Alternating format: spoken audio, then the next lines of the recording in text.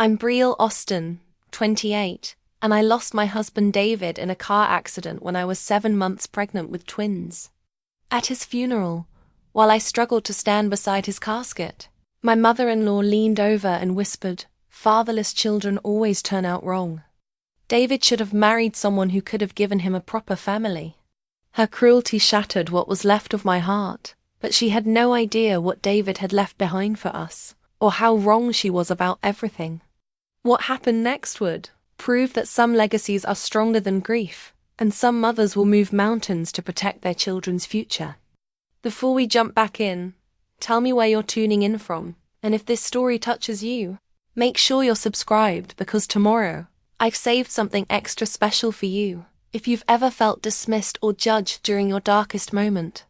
Like this video for stories of unexpected strength and quiet justice. 3 weeks before the accident, David and I lay in bed as the twins kicked against his palm. The ultrasound photos on our nightstand showed 2 perfect profiles. "Emma and Ethan," he whispered. "They're going to be so loved." I keep those images in my wallet now, creased from handling, a reminder of dreams that died with their father. That Tuesday started normally. David kissed me goodbye at 7:30. "Take it easy today," he said, protective as always. He'd been making mysterious phone calls that week, conversations ending abruptly when I entered the room. "Just work stuff," he'd say, but his voice carried an unfamiliar edge. The call came at 2:47 p.m. The officer's words blurred intersection. Drunk driver, impact. All I could focus on was the cramping in my abdomen, my body rejecting this new reality. At the hospital, David's wedding ring was still warm on his finger. I slipped it off, clutching it until it left marks on my palm. The last piece of him that held his life. "Mrs. Austin, we need to monitor the babies," the doctor said gently. "Stress can trigger early labor." That's when David's parents arrived. Margaret swept in like a storm, silver hair perfectly styled despite the emergency. Robert followed uncomfortably, avoiding eye contact. They'd never approved of David marrying a teacher instead of someone from their social circle. "Brielle, dear," Margaret's voice dripped full sympathy. "How are you holding up?" But her eyes weren't on me. They were scanning, cataloging, calculating. David was gone, and I was just the inconvenient widow carrying her grandchildren. "The babies are fine," I managed. "Of course they are," Robert said. "Austin children are strong. Austin children, not my children. Not our children." As if I were merely the vessel, not the mother who'd carried them, loved them, planned for them alongside David. That night, alone in our bedroom still smelling of his cologne, I finally cried. The twins moved restlessly inside me, sensing the change. I pressed David's ring against my belly. "I'll protect you both," I whispered. "I'll make sure you know how much your daddy loved you." But Margaret's calculating stare haunted me. Keeping that promise would be harder than I imagined. The funeral home smelled of lily and disinfectant. I sat in the front row, my black dress, straining across my belly, feeling like an imposter in my own grief. The twins had been active all morning, sensing something momentous was happening. David's casket was closed, but I'd placed his favorite photo on top from our honeymoon in Ireland, his eyes crinkled with pure joy. Now that joy was gone forever. Margaret had taken charge of arrangements, sweeping in with her checkbook. "You shouldn't stress yourself, dear," she'd said when I tried to participate. "We'll handle everything properly." The word properly stung, implying I wouldn't know how. I noticed David's jacket draped nearby, the one he'd worn that final morning. In the chest pocket, I found folded papers. His eulogy notes for a colleague's retirement party. But in David's handwriting, I discovered something unexpected. The most important thing I've learned is that family isn't just about blood. It's about who you choose to love and protect. If anything ever happens to me, I hope they'll remember that their mother is the strongest person I know. My vision blurred. He'd written this for a speech, but it felt like a message for me. "What's that, dear?" Margaret's voice cut through my moment. "Nothing important. I folded the papers quickly. Catching her suspicious glance, Robert delivered a stilted tribute about David's business acumen, speaking of him like a corporate achievement rather than a beloved son. Margaret dabbed her eyes with calculated tears. When communion time came, I struggled to stand. The twins' weight threw off my balance, and weeks of poor sleep left me shaky. As I gripped the pew, Margaret appeared beside me. That's when she leaned close and whispered the words that would haunt me. Fatherless children always turn out wrong. David should have married someone who could have given him a proper family. The cruelty delivered while I stood beside my husband's casket, carrying his children, stole my breath. I sank back into the pew as the service continued around me. After the burial, David's brother James found me sitting alone. At 35, he had David's gentle eyes but carried himself with caution, as if he'd learned to be wary of his own family. "How are you holding up?" he asked. "I'm not sure I am," I admitted. James glanced around, then leaned closer. "Brielle, there are things about our parents that David never told you. Things you need to know, especially now. They're not just grieving grandparents. They have plans, and you need to be prepared." Before I could ask what he meant, Margaret appeared with unwanted sandwiches. "James, stop monopolizing poor Brielle." But James's warning stayed with me as I drove home alone. David's eulogy notes in my purse and a growing sense that my real battle was just beginning. Our house felt like a museum of interrupted dreams. David's coffee mug still sat in the sink, his reading glasses beside an unfinished book. I moved through echoing rooms, every corner holding memories that felt like ghosts. The babies kicked constantly, sensing my tension. Bills kept coming: insurance forms, mortgage statements, utilities. David had always handled finances, and now I was drowning in paperwork I didn't understand. That's when I found the eviction notice under our door. My hands shook reading the official-looking document claiming we were 3 months behind on mortgage payments. Impossible. David had been meticulous about bills, always paying early, but the letterhead looked legitimate, and the numbers were staggering. I was still staring when Margaret and Robert arrived for their helpful visit. Margaret carried a casserole and her signature smile, the one that never reached her eyes. "How are you managing, dear?" she asked, settling on my couch like she owned it. "Robert and I have been so worried." Robert wandered into David's office without permission, opening drawers, shuffling papers. "Lots of bills piling up," he called out. "This is no way to live." "I'm handling things fine," I said, but my voice lacked conviction. "Of course you are." Margaret's tone suggested otherwise. "But raising twins alone, working full-time, keeping up this house, it's too much. Have you thought about what's best for the babies?" There was something calculated in her question. "What do you mean?" "Children need stability, structure. Sometimes love isn't enough," Robert returned, carrying bills. "These numbers don't look good. If you can't maintain the lifestyle these children deserve, they deserve to be with their mother." I interrupted weakly. "Of course, dear." Margaret patted my hand. "But you have to be realistic. We have resources, space. Robert's business is thriving. We could help raise the twins properly again." Everything with Margaret came down to doing things properly, as if love wasn't proper enough. "These are my children, David's children too," Robert's voice carried warning. "Austin children. They have a legacy to uphold." After they left, I sat surrounded by Robert's organized bills. The eviction notice lay on top like an accusation. How had David left us so vulnerable? That night, I called our mortgage company. After 20 minutes on hold, I reached someone. "Mrs. Austin, your account is current. You're 3 months ahead on payments." I stared at the notice, hands trembling. "Could you verify the address?" She rattled off our address perfectly. "Your husband set up automatic payments. Everything's processing normally." After hanging up, I examined the notice under the lamp. The letterhead was convincing, but the paper quality felt wrong. The address was slightly off. Our house number was 847, but the notice said 874. It was fake.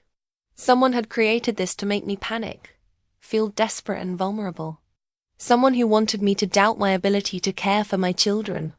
Margaret's timing, her helpful visit just hours after I'd found the notice, her pointed questions about what was best for the babies. My phone rang. James. Brielle? We need to talk, but not at your house. Can you meet me tomorrow? James, I think your parents are trying to manipulate me. His sigh was heavy. That's what I was afraid of. They did the same to David's college girlfriend, created problems that didn't exist. But this is different. This time there's money involved. Real money. What do you mean? Meet me tomorrow at the coffee shop on Maple Street. 2:00. And Brielle. Don't tell them we're meeting. As I hung up, the twins kicked hard, as if trying to tell me something. I pressed my hand to my belly. I know, babies. Mommy's going to figure this out. The law office felt like a battlefield dressed in mahogany and leather. I arrived early, hands resting protectively on my belly as the Austin family filed in. Margaret wore her best black suit and pearls, while Robert checked his phone constantly. James caught my eye and offered a supportive smile. Since our coffee meeting, I'd learned disturbing things about Austin family dynamics. How Margaret had controlled David's college girlfriend until she left town. How she'd manipulated David's first business partnership until he dissolved it. She identifies threats to her control and systematically removes them, James had explained. You're carrying the next generation of Austin heirs, which makes you either a valuable asset or a dangerous obstacle. Thomas Henderson, David's attorney, entered with a thick folder. He'd known David since college, and genuine sorrow marked his weathered features. David's will is straightforward in most respects, he began, though he made specific provisions reflecting his deep love for his family. Margaret leaned forward eagerly.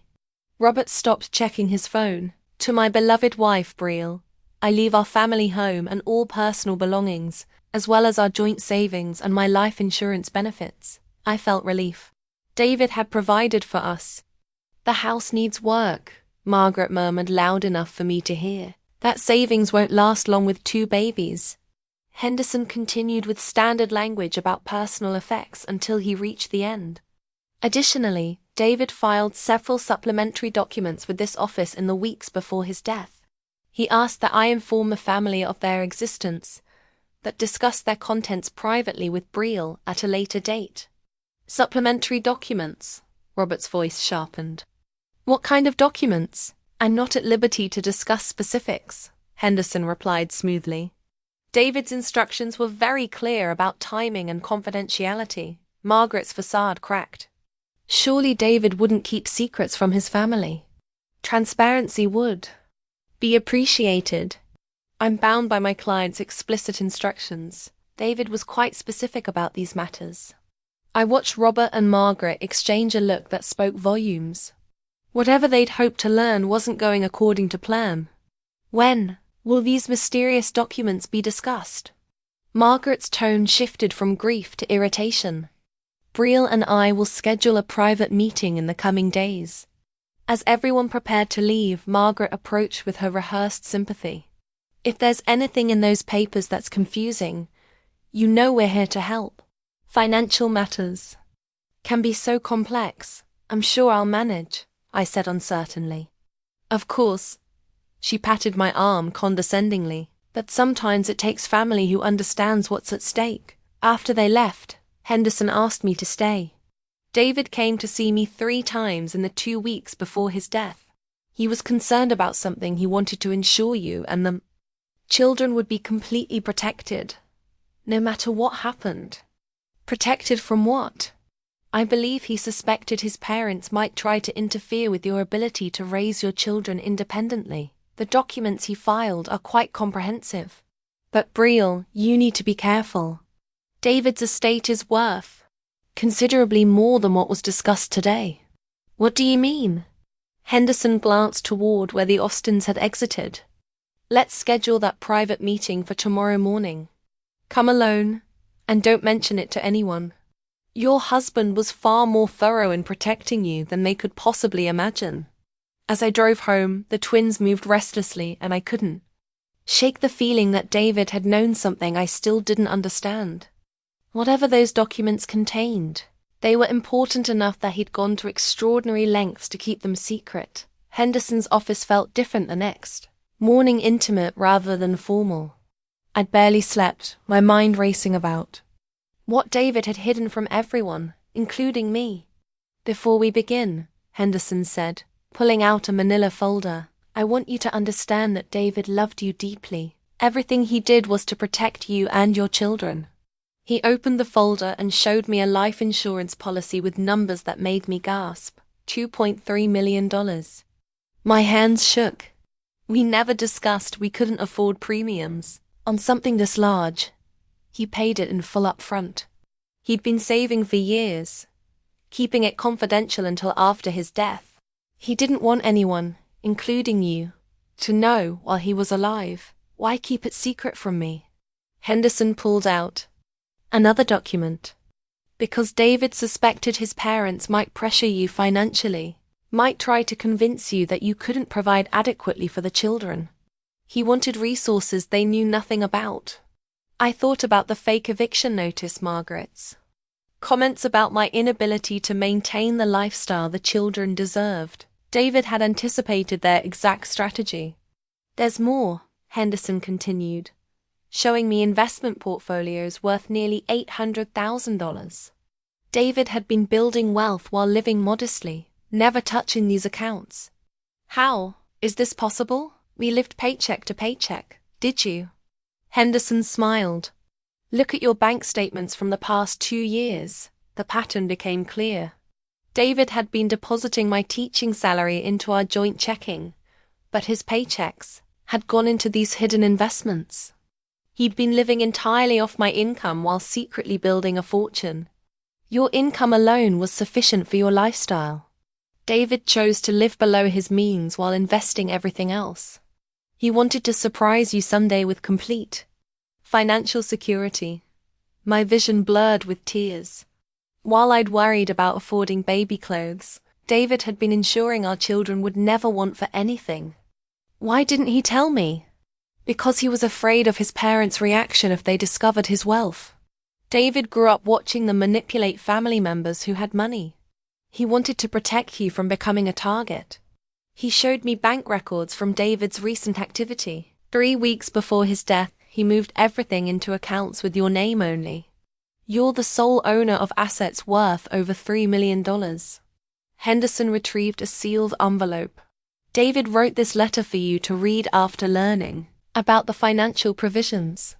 I opened it with trembling fingers. My darling Brielle, if you're reading this, then my worst fears have come true. I know this seems like deception, but I was trying to shield you from the pressure I grew up with. The constant awareness that money changes how people treat you. My parents have always used financial dependence to ensure loyalty. I've watched them use money as a weapon my entire life. Henderson's office felt different the next morning, intimate and conspiratorial rather than formal. I'd barely slept, my mind racing with possibilities about what David had hidden from everyone, including me. The twins had been restless too, as if they could sense my anticipation. Before we begin, Henderson said, pulling out a thick manila folder, I want you to understand that David loved you deeply. Everything he did was to protect you and your children. He was also extremely intelligent about financial planning. He opened the folder and pulled out a life insurance policy with numbers that made me gasp. This is the first surprise. David purchased this policy 6 months ago, listing you as the sole beneficiary. The payout is $2.3 million. My hands shook as I stared at the document. 2.3 million? But we never discussed, we couldn't afford premiums on something this large. He paid it in full up front, Henderson explained. He'd been saving for years, apparently. But here's what's interesting. He specifically requested this policy remain confidential until after his death. He didn't want anyone, including you, to know about it while he was alive. Why would he keep it secret from me? Henderson pulled out another document. Because of this, David suspected his parents might eventually pressure you financially, might try to convince you that you couldn't provide adequately for the children. He wanted to ensure you had resources they knew nothing about. I thought about the fake eviction. Notice Margaret's pointed comments about my inability to maintain the lifestyle the children deserved. David had anticipated their exact strategy. There's more, Henderson continued. Much more. He showed me investment portfolios I'd never seen before: stocks, bonds, mutual funds worth nearly $800,000. David had been methodically building wealth while living modestly, never touching these accounts, never even mentioning them. How is this possible? We lived paycheck to paycheck, did you? Henderson smiled knowingly. Or did David just make it appear that way? Look at your bank statements from the past 2 years. As he spread the statements across his desk, I saw the pattern. David had been depositing my teaching salary into our joint checking account, but his own paychecks had been going into these hidden investment accounts. He'd been living entirely off my income while secretly building a fortune. But we never struggled, I said, confused. We always had enough, because your income alone was sufficient for your lifestyle. David chose to live below his means while investing everything else. He told me he wanted to surprise you someday with complete financial security. My vision blurred with tears. While I'd been worrying about affording baby clothes and cribs, David had been quietly ensuring our children would never want for anything. Why didn't he tell me? Henderson's expression grew serious. Because he was afraid of his parents' reaction if they discovered the extent of his wealth. David grew up watching them manipulate family members who had money, watching them create financial dependencies to maintain control. He wanted to protect you from becoming a target. He pulled out bank records showing David's recent activity. 3 weeks before his death, he moved everything into accounts with your name only. You're not just the beneficiary, Brielle, you're the sole owner of assets worth over $3 million. The number hung in the air like something unreal. $3 million. Enough to raise the twins without ever worrying about money. Enough to tell Margaret and Robert exactly what I thought of their help. There's one final piece, Henderson said, retrieving a sealed envelope. David wrote this letter for you to read after learning about the financial provisions. He wanted you to understand his reasoning. With trembling fingers, I opened the envelope and read David's familiar handwriting. My darling Brielle, if you're reading this, then my worst fears have come true, and I'm no longer there to protect you and our children. I know this seems like deception, but I was trying to shield you from the pressure I grew up with, the constant awareness that money changes how people treat you, especially family. My parents have always believed that financial dependence ensures loyalty. They controlled my brother's college choices by threatening to withhold tuition. They manipulated my cousin into staying in an unhappy marriage by offering financial support she couldn't afford to lose. I've watched them use money as a weapon my entire life. I wanted you to love me for who I am, not what I could provide. I wanted our life together to be about genuine happiness, not financial calculations. But I also wanted to ensure that if anything happened to me, you'd have the resources to tell anyone, including my parents, to go to hell if they tried to control how you raise our children. You are the strongest, most capable woman I know. Now you have the financial freedom to prove it to everyone else. Love always. David. I sat in Henderson's office and cried for David's thoughtfulness, for his protection, for the overwhelming relief of knowing the twins and I would be safe. I finally composed myself. Henderson handed me a tissue and a business card. This is my financial advisor, he said. She specializes in helping people manage sudden wealth responsibly. David specifically requested I connect you with her. Does anyone else know about this? James? Your staff? Only my most trusted paralegal who helped prepare the documents. David was adamant about confidentiality. He said the longer his parents remained unaware of your true financial position, the more likely they were to reveal their real intentions. I drove home, David's life insurance policy secure in my purse. I felt something I hadn't experienced since his death: power. Margaret and Robert had been counting on my desperation, my financial vulnerability, my need for their help. They had no idea what David had given me, not just money, but the freedom to choose exactly how much of their manipulation I was willing to tolerate. The answer I was discovering was none at all. 3 days later, a certified letter arrived from the State Business Registry, addressed to me as primary shareholder Austin Family Construction LLC. Inside was a partnership agreement dated 5 years earlier. David owned 60% of the company, with Robert owning 30% and Margaret 10%. My phone rang before I could process this fully. Brielle? James sounded panicked. Are you home? Don't talk to my parents if they call. 20 minutes later, James sat in my living room, face pale. They don't know yet, but they're about to find out about David's ownership stake. I just came from the company offices. Dad was meeting with the accountant about transitioning operations. Now that David's gone. That's when they discovered the partnership filing. How is this possible? 5 years ago, the company was failing. Dad had made bad investments, taken on projects that lost money. They were facing bankruptcy, and David stepped in with cash to save it. But instead of just bailing them out, he insisted on becoming a partner. Dad was desperate enough to agree. The pieces fit together. David's long hours, his weekend meetings, his intimate knowledge of projects I'd assumed he was just involved in as an employee. But why didn't your parents realize? Because David structured it so they could keep running day-to-day operations. He never interfered, never pulled rank. He let them believe they were still in control, while he focused on technical and safety aspects. But legally, he was the majority owner. I thought about Robert's confidence during his office raid, his casual comments about the family business providing for the twins. He'd been planning to use the company as leverage. They're going to say I'm not qualified to run a construction company. You don't have to run it. As majority owner, you can hire management, restructure operations, or even sell your shares. But Brielle, this company is worth serious money. The business assets alone are valued at over $2 million. Another $2 million. Combined with David's life insurance and investments, I was looking at wealth I couldn't have imagined. But more importantly, I was looking at leverage. What's the company's reputation like? James grimaced. Mixed. Dad's old school management has caused problems. Safety violations, worker complaints, a few lawsuits.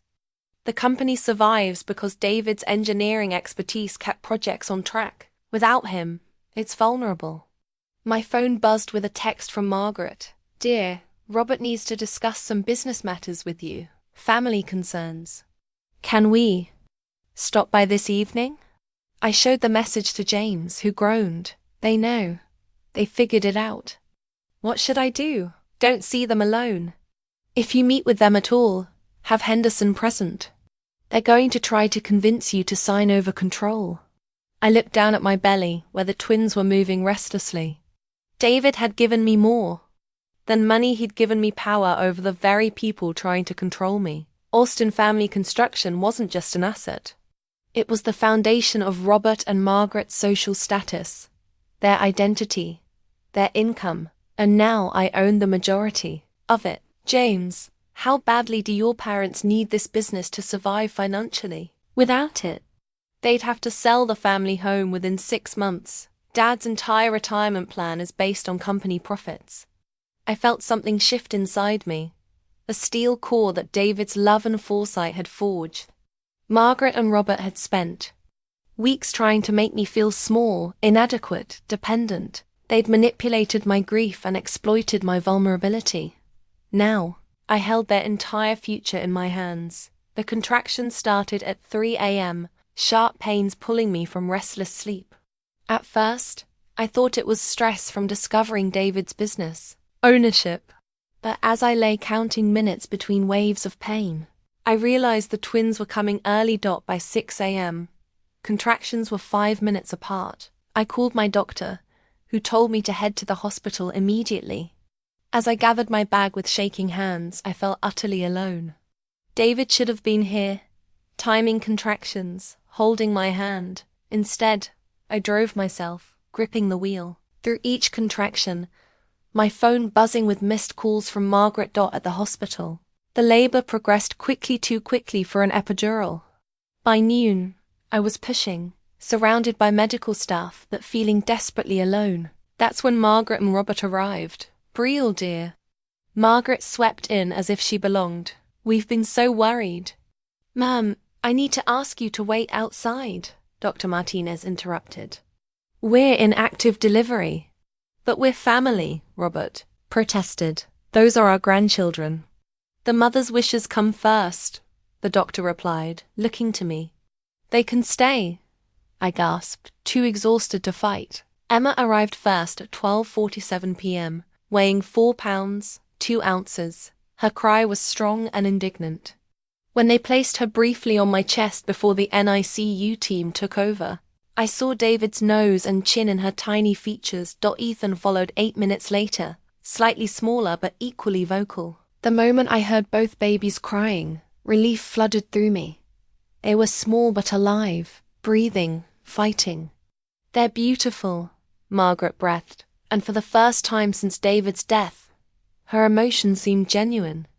"Look at those tiny fingers." As the medical staff worked, checking reflexes and monitoring breathing, Dr. Martinez assured me both babies were doing remarkably well for their gestational age, but would need several weeks in the NICU.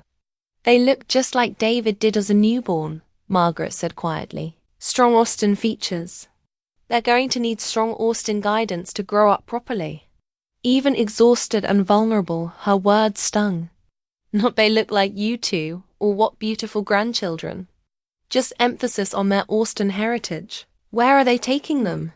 Robert asked, watching the NICU team prepare transport. "To the neonatal intensive care unit," the nurse explained. "Premature babies need specialized monitoring until their systems mature." "How long?"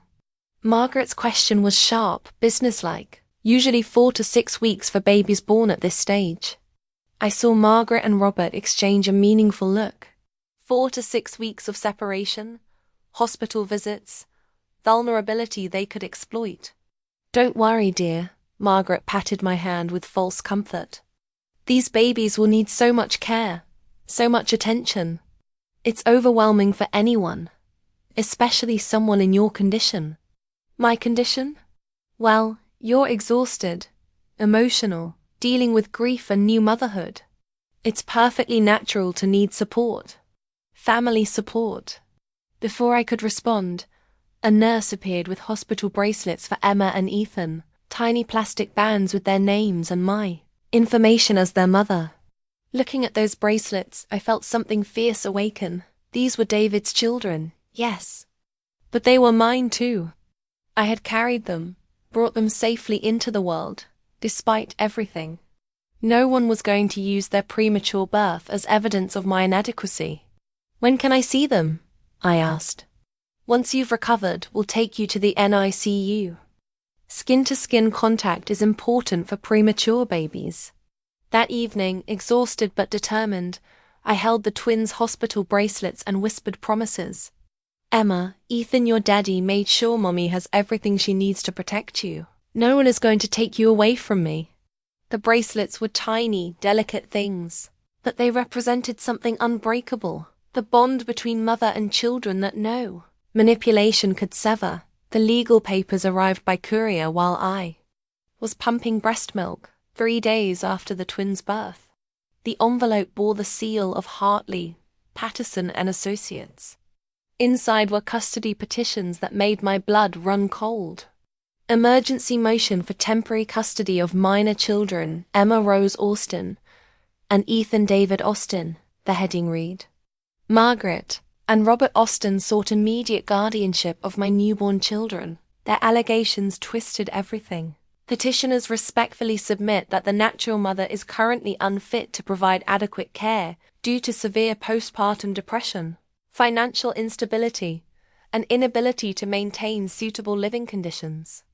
The children, born prematurely, require specialized care that the mother cannot provide. They'd weaponized my grief, the fake eviction notice, even the twins' premature birth. The minor children will be better served by placement with their paternal grandparents, who possess the emotional stability, financial resources, and family support necessary for proper development. I was still reading when James knocked, his face grave. "They served you already?" he asked, seeing the papers. "How did you know?" "Because they served me too. As a potential witness to your unstable behavior. Brielle, they've hired Patricia Hartley. She's one of the most aggressive family law attorneys in the state." "Can they really take my children?" "Not if we fight back properly. But they're counting on you being too grief-stricken to mount an effective defense." James read through his copy. "They're claiming you've shown emotional distress, citing you crying at David's funeral as mental instability. They claim you've been unable to maintain employment, ignoring that you took bereavement leave. And they're alleging irrational financial decisions that endanger the children." "What irrational decisions?" "Refusing their help. In their minds, not accepting their support proves you're not thinking clearly." A nurse entered with updates on the twins. "Mrs. Austin, Emma and Ethan are doing wonderfully. Emma's off supplemental oxygen, and Ethan's making excellent progress. They might be ready for discharge in 3 weeks instead of 4 to 6. After she left, I looked at James desperately. "They're using the NICU stay as evidence I can't care for them. By showing the court who you really are," James said firmly. "And by revealing who my parents really are. There are things about their history that could help your case." "What kind of things?" "When David was 12, he had a girlfriend whose family faced difficulties. My parents offered help, but only if the girl stopped seeing David. When she refused, they found ways to make her family's situation worse until they moved away."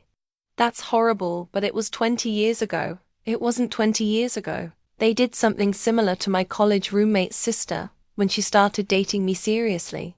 They convinced her employer she was unreliable, cost her the job, then offered to help her find work in another state." The pattern was clear. Margaret and Robert had a history of removing people they saw as threats. They also have financial secrets. Dad's been hiding gambling debts for years.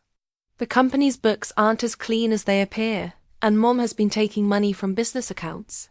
If that came out in court, their fitness as guardians would be questionable. I stared at the custody petition, seeing it now as desperate manipulation rather than legitimate concern.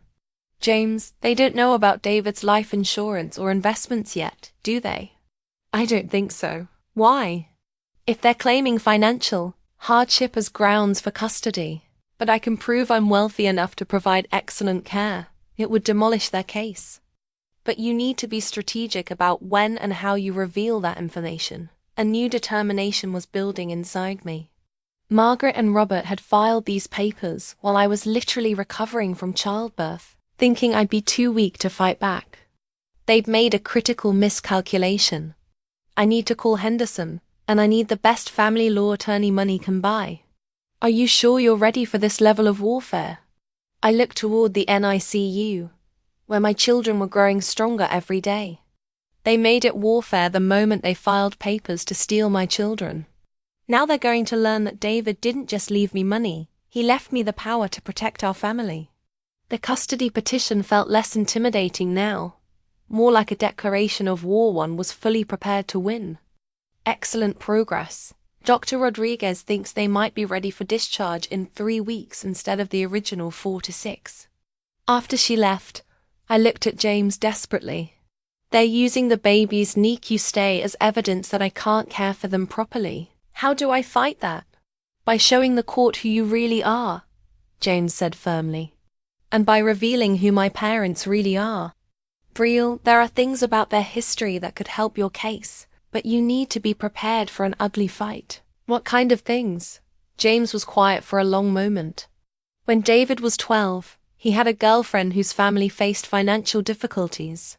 My parents offered to help, but only if the girl agreed to stop seeing David. They said he needed to focus on his studies and family obligations. When she refused, they found ways to make her family's situation worse until they had to move away. That's horrible, but it was 20 years ago. It wasn't 20 years ago, James interrupted. They did something similar to my college roommate's sister when she started dating me seriously. They convinced her employer that she was unreliable, cost her the job, then offered to help her find work in another state. She left, and I didn't understand why until years later. The pattern was becoming clear. Margaret and Robert had a history of removing people they saw as threats to their control over their sons. They also have financial secrets, James continued. Dad's been hiding gambling debts for years. The construction company's books aren't as clean as they appear. And Mom, he hesitated. What about Margaret? She's been taking money from Dad's business accounts to fund her lifestyle. Technically, it's embezzlement, though Dad's been covering for her. If that came out in court, their fitness as guardians would be questionable. I stared at the custody petition, seeing it now as what it really was: not a legitimate concern for the twins' welfare, but a desperate attempt to maintain control and access to David's hidden wealth. James, they don't know about David's life insurance or investments yet, do they? I don't think so. Why? Because if they're claiming financial hardship as grounds for custody, but I can prove I'm actually wealthy enough to provide excellent care, it would demolish their case, James finished. But Brielle, you need to be strategic about when and how you reveal that information. If they know you have millions, they might change tactics entirely. A new determination was building inside me. Margaret and Robert had counted on my vulnerability, my isolation, my overwhelming grief. They'd filed these papers while I was literally recovering from childbirth, thinking I'd be too weak to fight back. They'd made a critical miscalculation. Need to call Henderson, I said. And I need the best family law attorney money can buy. If they want to question my fitness as a mother, they're going to discover just how fit I really am. Are you sure you're ready for this level of warfare? Because that's what this is, family warfare. I looked down the hall toward the NICU, where my children were growing stronger every day, fighting to come home to me. They made it warfare the moment they filed papers to steal my children. Now they're going to learn that David didn't just leave me money, he left me the power to protect our family from anyone who tries to destroy it. The custody petition felt less intimidating now, more like a declaration of war. One was fully prepared to win. That evening, unable to sleep, I remembered David's home office and the desk drawers Robert had searched. If David had been making mysterious calls and secret preparations, maybe he'd left other clues about his parents' behavior. I called. James, can you go to my house and look through David's office? Check for any kind of journal or personal notes. 2 hours later, James called back, excitement and anger in his voice. Brielle, you need to hear this. I found David's journal hidden behind his financial files. He's been documenting our parents' manipulation for years. What kind of documentation? Detailed. Entries about their controlling behavior, threats, their pattern of isolating family members. Listen to this from 6 months ago. Mother suggested Brielle might be too independent for marriage and motherhood. She hinted that women with careers often struggle to prioritize family properly. I see now what she did to my brother's relationships. How she systematically undermined anyone who might compete for our loyalty. I need to protect Brielle and our children from this pattern. My heart ached hearing David's words. He'd seen it coming, had been shielding me from exactly what was happening now. There's more. He wrote about Dad's gambling, Mom's spending problems, their financial manipulation of family members. And Brielle, there's an entry from 2 weeks before his death. James read David's careful handwriting. I've been having dreams about something happening to me, leaving Brielle vulnerable to my parents' control. I know it sounds paranoid, but I've watched them destroy relationships for 20 years. If anything happens to me, she need ammunition to fight back. I'm documenting everything, creating a paper trail. Love isn't enough, she need evidence. Tears ran down my cheeks. David had known somehow, had been preparing defenses I didn't know existed. How detailed are these entries? Extremely. He documented financial manipulation of cousin Sarah, the way they drove away my serious girlfriends, their threats to disinherit family members who didn't comply. Names, dates, specific incidents going back 15 years. This was the evidence I needed to counter their custody petition. They were painting themselves as stable grandparents while portraying me as unfit, but David's journal revealed their true pattern: decades of manipulation and control. There's something else. David wrote about their reaction when he told them, "You were pregnant." He overheard them discussing how to manage the situation, to ensure the children were raised with proper Austin values. Manage how? By making you financially dependent, then gradually assuming control over the children's upbringing. Dad suggested young mothers often feel overwhelmed and grateful for experienced guidance. Mom said children need stability, and single mothers rarely provide adequate structure. The calculation was breathtaking. They'd been planning this manipulation since learning about my pregnancy. "James, I need you to contact Henderson and arrange a meeting with the best family law attorney he knows. Tell them it's urgent and money is no object. You're ready to reveal David's financial provisions? I'm ready to fight with every weapon David gave me. But first, why are you helping me? This is your family I'm fighting." James was quiet. "Because David was the only one who ever protected me from them. When I was struggling in college, David paid my tuition secretly, so I wouldn't be financially dependent on our parents. I won't let them steal his children from the woman he loved most." The next morning, Henderson arrived with Dr. Sarah Chun, a family law attorney with a reputation for winning impossible cases. She was sharp, intelligent, someone who'd seen every manipulation tactic. "I've reviewed the custody petition," Dr. Chun said. "It's aggressive but poorly substantiated. However, your in-laws have hired Patricia Hartley, which means they're serious. Can they actually win?"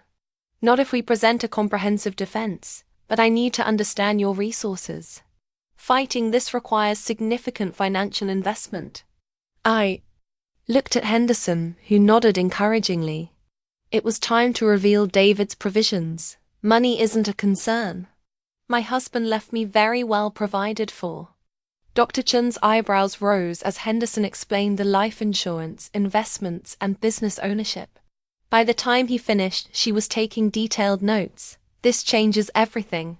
They're claiming financial instability, but you're actually wealthier than they are.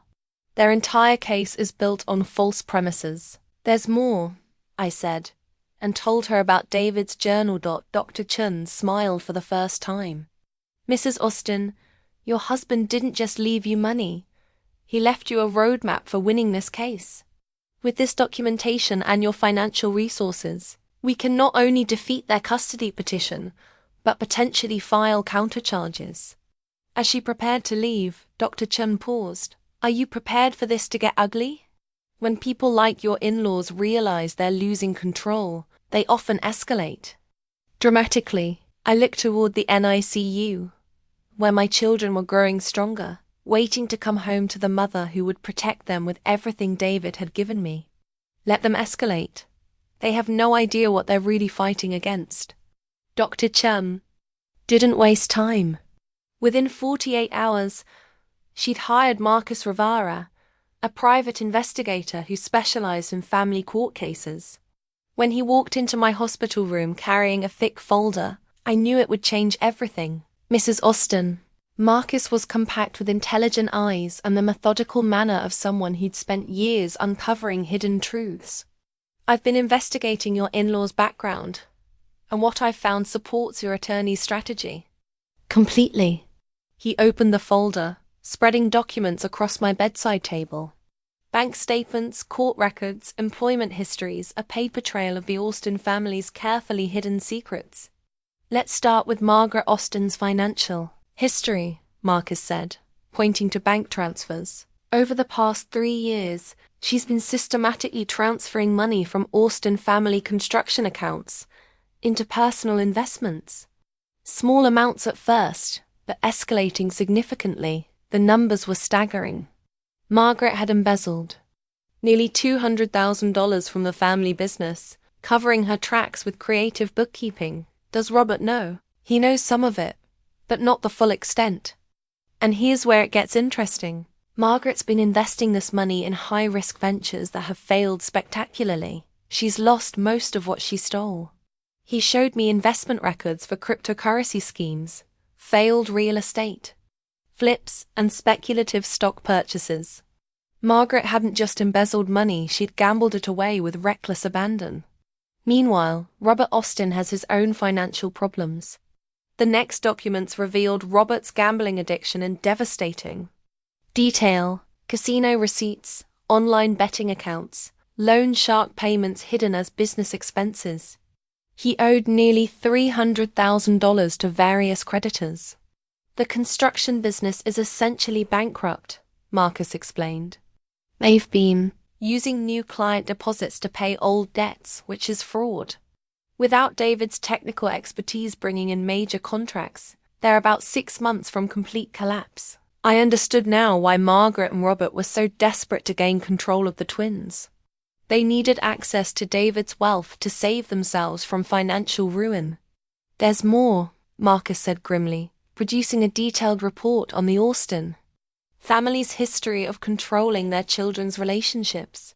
Sarah Morrison, David's college girlfriend, had been systematically isolated through harassment and financial sabotage. Margaret had contacted Sarah's employer with concerns about her emotional stability, leading to her termination. They destroyed that poor girl's life, I said, reading the documentation. And James's relationship with Rebecca Chun. Same pattern, Margaret. Convinced Rebecca's landlord she was involved in illegal activities, leading to her eviction. When Rebecca couldn't find affordable housing locally, she moved back to California. The pattern was chilling. Anyone who threatened the Austins' control was systematically destroyed through manipulation, lies, and financial sabotage. The most damaging evidence is this. Marcus handed me a recorded phone conversation. Margaret left a voicemail on her sister's phone 2 days after the twins were born. He played the recording. Margaret's voice was cold and calculating. The babies came early, which works in our favor. Brielle's overwhelmed and vulnerable, perfect timing for the custody filing. Once we have temporary guardianship, we can drag out the proceedings until she gives up. She's not strong enough for a long fight. Her sister's voice responded, "Are you sure about this approach?"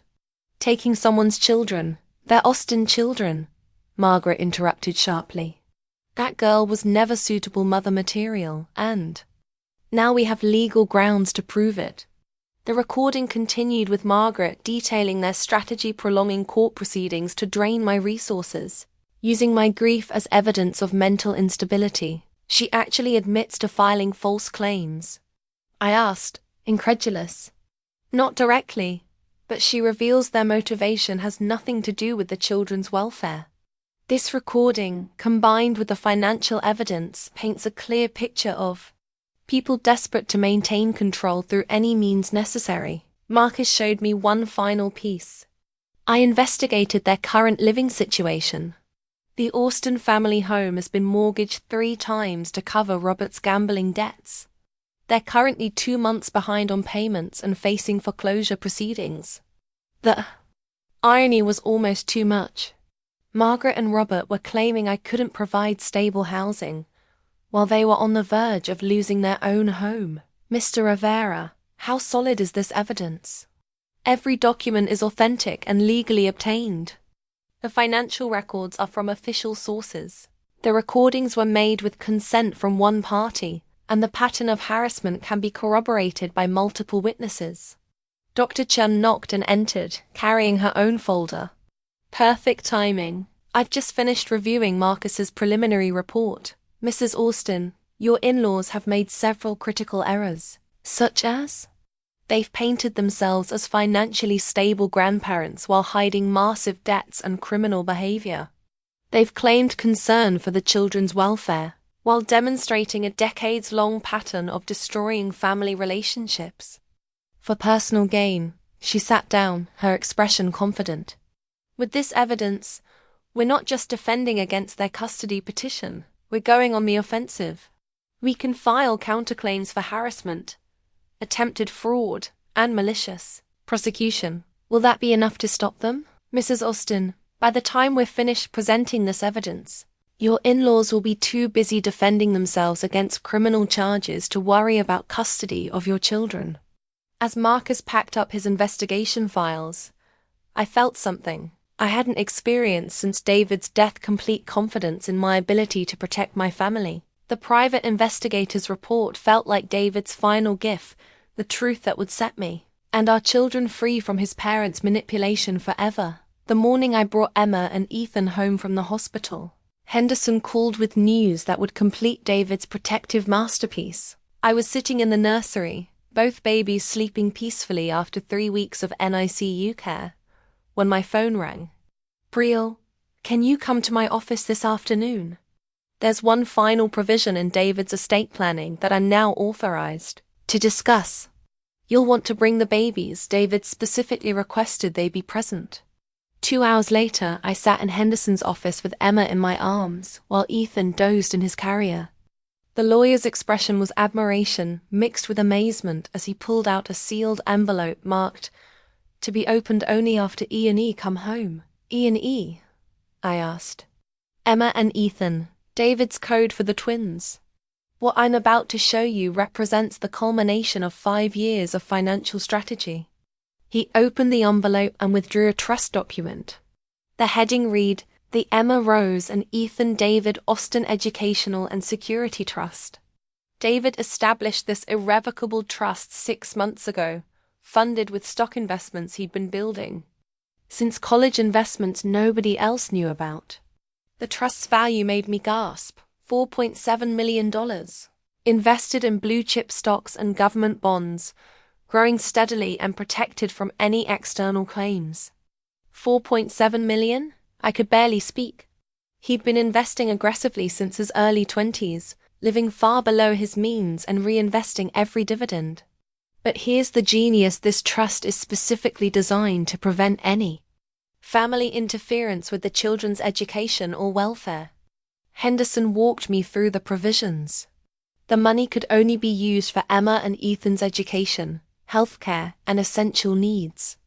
I was named as sole trustee, with complete discretion over fund disbursement. But the trust included specific language preventing anyone else from claiming guardianship rights based on financial considerations. What does that mean practically? It means that even if someone tried to argue they could provide better financial resources for the children, the trust negates that argument. Emma and Ethan already have access to millions, with you as the only person authorized to make decisions. But David's foresight went deeper. The trust included provisions for legal protection. Any attempt to challenge my custody would trigger automatic legal defense funding of up to $1 million. He anticipated someone trying to take the children. He anticipated his parents trying to use financial manipulation as leverage. This trust makes that impossible. Emma stirred in my arms, her tiny hand gripping my finger with surprising strength. David had protected not just their financial future, but their right to stay with their mother. "There's more," Henderson continued. David also purchased additional life insurance policies for both children, ensuring their security even in worst-case scenarios. And he established education accounts that will cover private school, college, and graduate education. The total value of David's provisions for his children exceeded $7 million, money his parents had no idea existed. Why didn't David tell me about any of this? Because he wanted you to love him for who he was, not what he could provide. But also because he was protecting you from becoming a target. By keeping you unaware of his wealth's extent, he prevented his parents from viewing you as a financial threat while he was alive. But now they know I inherited something. They know about the basic life insurance and savings from the will reading, but they have no idea about the trust, the additional policies, or the business ownership. As far as they know, you're a moderately comfortable widow, not a multimillionaire. The strategic brilliance was breathtaking. David had created multiple layers of financial protection while keeping his parents unaware. They'd filed their custody petition based on incomplete information. When should I reveal the trust's existence? Dr. Chen and I have discussed this. The trust's existence destroys their financial arguments, but revealing it too early might cause them to change tactics. We recommend introducing it during the custody hearing as evidence that the children's needs are completely secure. Henderson handed me the trust documents and additional financial statements. Brielle, your children are among the wealthiest infants in the state. Their education, healthcare, and security are guaranteed regardless of any other circumstances. As I drove home with the twins, I thought about David's incredible love and foresight. Every document represented months of planning, careful legal work, and absolute determination to protect his family. Margaret and Robert had built their custody case around my supposed financial inadequacy and their superior ability to provide for the children. They had no idea that Emma and Ethan were already wealthier than their grandparents could ever hope to be. That evening I read David's letter that had accompanied the trust documents. My darling Brielle, if you're reading this, then our beautiful children are finally home where they belong. I hope the financial provisions I've made will give you the freedom to raise Emma and Ethan exactly as you choose, without pressure from anyone who thinks money equals love. Our children will never want for anything material, but more importantly, they'll never be vulnerable to the kind of manipulation I grew up with. Forever yours, David. Emma and Ethan slept peacefully in their cribs, unaware that their father had built them a fortress of protection that no manipulator could breach. Tomorrow, Margaret and Robert would learn that their custody petition wasn't just morally wrong, it was financially irrelevant. David's final gift wasn't just money. It was the power to tell anyone who tried to control his family to go to hell, with the financial resources to back up that message. When the children already have independent wealth, exceeding anything the grandparents could provide. Emma stirred in my arms, her tiny hand gripping my finger with surprising strength. David had protected not just their financial future, but their right to stay with their mother. There's more, Henderson continued. David also purchased additional life insurance policies for both children, ensuring their financial security even in worst-case scenarios. And he established education accounts that will cover private school, college, and graduate education for both twins. The total value of David's provisions for his children exceeded $7 million. Money his parents had no idea existed. Henderson. Why didn't David tell me about any of this?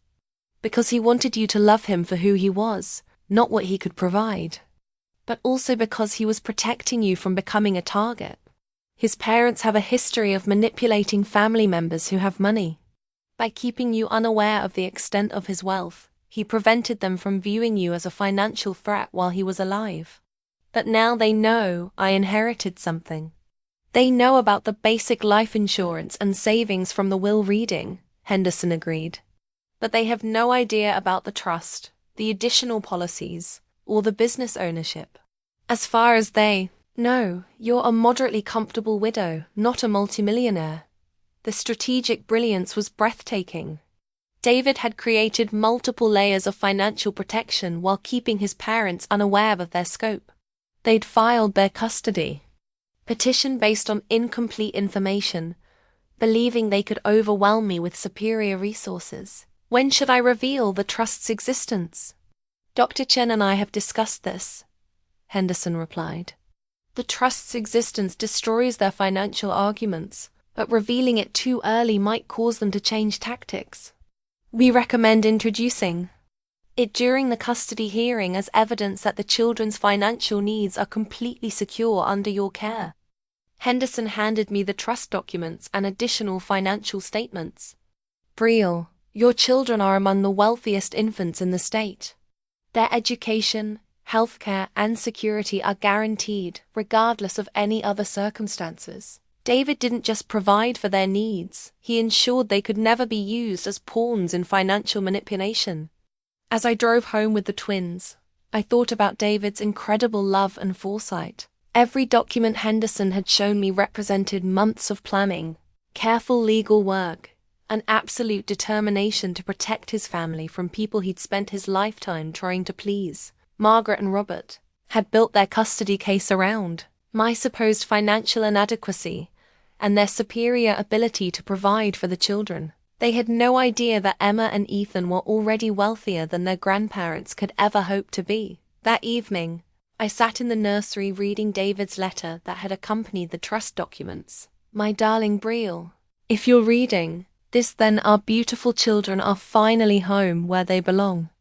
I hope the financial provisions I've made will give you the freedom to raise Emma and Ethan exactly as you choose, without pressure from anyone who thinks money equals love. Our children will never want for anything material, but more importantly, they'll never be vulnerable to the kind of manipulation I grew up with. The trust ensures they can pursue any dreams, any education, any path that makes them happy, with you as their guide and protector. I love you all more than words can express. Use these resources to build the life we dreamed of together. Forever. Yours, David. Emma and Ethan slept peacefully in their cribs, unaware that their father had built them a fortress of protection that no manipulator could breach. Tomorrow, Margaret and Robert would learn that their custody petition wasn't just morally wrong, it was financially irrelevant. David's final gift wasn't just money, it was the power to tell anyone who tried to control his family to go to hell. With the financial resources to back up that message, the confrontation came 2 days before our custody hearing. Margaret called demanding an emergency meeting at my house, her voice carrying a sharp edge I'd never heard before, desperation masquerading as authority. Brielle, dear, we need to discuss this custody situation like reasonable adults. Surely, we can reach an agreement without dragging this through the courts. I agreed to the meeting, but Dr. Chen had prepared me well. My phone was set to record perfectly legal when one party consents. I'd positioned myself strategically where Margaret and Robert would feel comfortable speaking freely. They arrived at 7 p.m. sharp, Margaret carrying a folder of legal documents, Robert fidgeting with his keys like a man who'd rather be anywhere else. "The babies are beautiful," Margaret said, glancing toward the nursery where Emma and Ethan were sleeping. "They look so much like David at that age." "They look like both of us," I corrected gently. Margaret's smile tightened. "Of course, dear, though the Austin features are quite strong." We settled in the living room, and Margaret immediately took charge. "Brielle, I think there's been a misunderstanding about our custody petition. We're not trying to take the children away permanently. We simply want to ensure they have the stability and resources they deserve." "What kind of stability?" "Well, raising twins alone is overwhelming for anyone. You're still grieving, still adjusting to single motherhood. We have the space, the experience, and frankly, the financial resources to help these children thrive. I'm managing fine." "Are you?" Robert spoke for the first time. "Because from what we can see, you're struggling with basic expenses. The house needs repairs. There are bills piling up, and premium childcare for twins is expensive." Margaret leaned forward persuasively. "Think about it practically, dear. We could take temporary custody while you get back on your feet. The children would have everything they need, and you could visit whenever you wanted. Once you're more stable financially and emotionally, we could reassess." "Reassess how?" "Well, that would depend on many factors. Your living situation, your ability to provide adequate care, whether you've addressed your emotional issues from David's death." The manipulation was breathtaking. They were offering to temporarily take my children with conditions so subjective that I might never meet them. What if I don't agree to this arrangement? Robert's demeanor shifted. "Then we'll have to proceed with the custody hearing. And frankly, Brielle, we don't think you'll like how that turns out." "What does that mean?"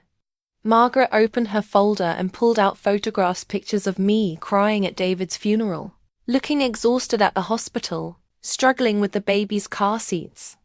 "We have documentation of your emotional instability, your financial struggles, your inability to maintain a stable home environment. Those photos were taken during the most difficult time of my life, and they show a pattern. A pattern of someone who's overwhelmed, unable to cope, potentially dangerous to young children who need consistent, stable care." "Dangerous?" The word hit like a slap. "Postpartum depression is serious, dear. Women in your condition have been known to make poor decisions that endanger their children. We're simply ensuring Emma and Ethan's safety. This was the moment Dr. Chin had prepared me for, when they would reveal their true intentions and commit to statements they couldn't back up. So you're claiming I'm mentally unstable and financially incapable of caring for my children? We're documenting concerns any reasonable person would have about a grieving single mother trying to raise premature twins alone, and you believe you're better equipped to raise them? We know we are. Margaret's mask finally slipped completely. We have resources you don't, experience you lack, and most importantly, we understand what it means to raise Austin children properly. These babies will inherit a legacy, a family business, a social position that requires careful cultivation. You mean the construction business? Margaret and Robert exchanged a surprised look. Among other assets, Robert said cautiously, the construction business that David owned 60% of. The silence was deafening.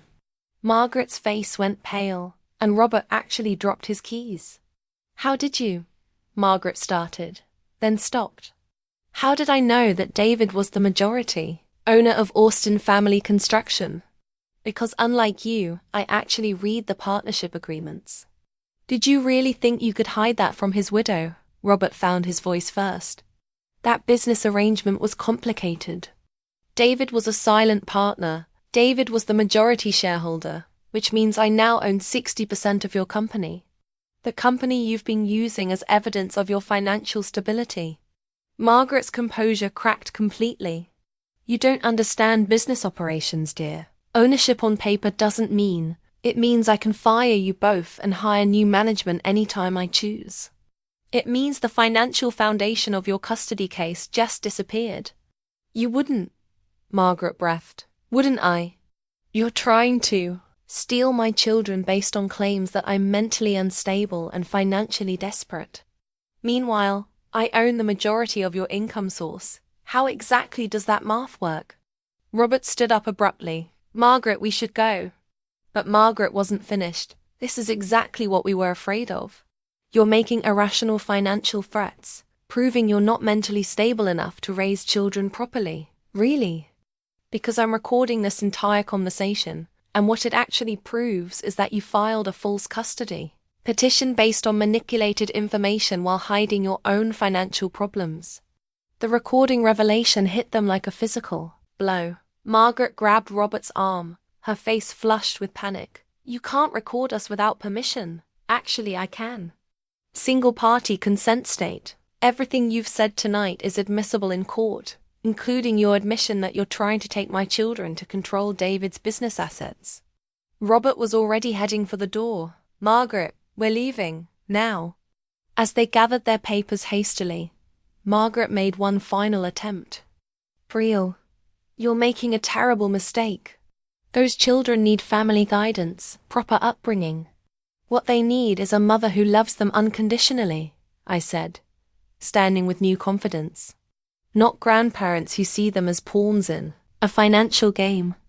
After they left, I sat holding the recorded conversation that would destroy their custody case. Margaret and Robert had revealed their true motivations, admitted to manipulating evidence, and demonstrated exactly the kind of controlling behavior David had spent years documenting. Dr. Chen was going to be very pleased with tomorrow's evidence presentation.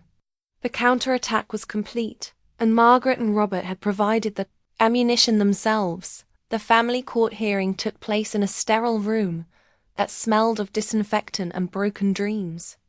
Judge Patricia Holloway presided with the weary expression of someone who'd seen too many families tear themselves apart over children who deserved better. Margaret and Robert sat with Patricia Hartley, a sharp-featured woman whose reputation for aggressive tactics preceded her. They dressed for respectability, Margaret in navy, Robert in conservative grey, both projecting concerned grandparents seeking to protect vulnerable children. I sat beside Dr. Chin, Emma sleeping in my arms, while Ethan dozed in his carrier. Both babies were thriving now, living proof that I was providing excellent care. This is an emergency custody hearing, Judge Holloway began, to determine temporary guardianship of minor children Emma Rose Austin and Ethan David Austin. Miss Hartley, you may present your case. Patricia Hartley stood with theatrical precision. Your Honor, my clients seek emergency custody due to serious concerns about the mother's ability to provide adequate care for these premature infants. She launched into their prepared case. My supposed emotional instability, alleged financial difficulties, inexperience with premature babies. She presented their manipulated photographs, selective documentation, character witnesses ready to testify about my concerning behavior. Mrs. Austin has shown signs of severe postpartum depression, Hartley continued. She's financially overwhelmed, living alone in a house she cannot afford, struggling with basic childcare. The children require stability and resources their mother simply cannot provide. Margaret took the witness stand first, her performance carefully rehearsed. Your Honor, I love Brielle dearly, but she's been overwhelmed since David's death. At his funeral, she was barely able to stand, clearly in no condition to make rational decisions. And you believe you could provide better care? Dr. Chen asked during cross-examination. Robert and I have 35 years of marriage, financial stability, and experience raising successful children. We have resources to provide private healthcare, educational opportunities, and family legacy that Brielle cannot match. Tell me about your family's financial resources, Mrs. Austin. Margaret hesitated. We're comfortable. The family business provides steady income. We own our home outright. And we have savings adequate for the children's needs. You own your home outright? No mortgages? No liens? No outstanding debts? Objection, Hartley interrupted. Relevance goes to the witness's credibility regarding financial stability, Dr. Chen replied smoothly. I'll allow it, Judge Holloway said. Margaret's composure faltered. Well, there may be some minor financial arrangements, but nothing that affects our ability to care for the children. Robert's testimony followed the same script until Dr. Chen cross-examined him about the family business. Who owns the majority stake in Austin Family Construction, Mr. Austin? Robert's face went pale. The ownership structure is complicated. It's actually quite simple. Your deceased son owns 60%, making him the majority shareholder. That ownership has now passed to his widow, sitting right here. So when you claim superior financial resources based on the family business, you're talking about a business now owned by the woman you're trying to prove is financially inadequate. The courtroom went silent. Is that accurate, Mr. Austin? Robert's answer came as a whisper. Yes, Your Honor. When it was my turn to testify, Dr. Chen had prepared me well. I spoke calmly about my love for Emma and Ethan, my commitment to their welfare, my confidence in raising them as David would have wanted. Mrs. Austin, Hartley said during cross-examination, isn't it true that you've been struggling financially since your husband's death? No, that's not true. Didn't you receive an eviction notice just weeks after his death? I received a fake eviction notice that someone had planted to make me feel desperate. Dr. Chen stood for redirect. Mrs. Austin, would you please tell the court about your current financial situation? This was the moment we've been building toward. I pulled out the life insurance documents, investment statements, and trust papers. My husband left me very well provided for. I have over $3 million in life insurance and investments, plus majority ownership of a successful construction business. Additionally, he established a trust worth nearly $5 million specifically for Emma and Ethan's education and care. The numbers hit the courtroom like a bomb. Margaret gasped audibly. Robert stared in shock. $8 million? The judge clarified. Approximately, yes. My children will never want for anything. Dr. Chen then presented Marcus Rivera's investigation report. The evidence of Margaret's embezzlement, Robert's gambling debts, their pattern of manipulating family members, their hidden financial problems. The recording the family court hearing took place in a sterile room that smelled of disinfectant and broken dreams. Judge Patricia Holloway presided from her bench with the weary expression of someone who'd seen too Many families tear themselves apart over children who deserved better. Margaret and Robert sat with their attorney, Patricia Hartley, a sharp-featured woman whose reputation for aggressive tactics preceded her. They dressed for respectability, Margaret in her best navy suit, Robert in conservative grey, both projecting the image of concerned grandparents seeking to protect vulnerable children. I sat beside Dr. Chen, Emma sleeping in my arms while Ethan dozed in his carrier beside my chair.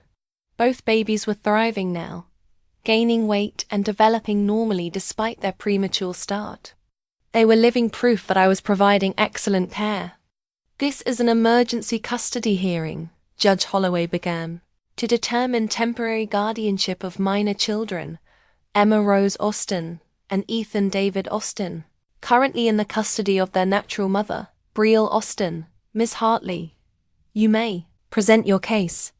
Patricia Hartley stood with theatrical precision. "Your Honor, my clients, the paternal grandparents, seek emergency custody due to serious concerns about the mother's ability to provide adequate care for these premature infants."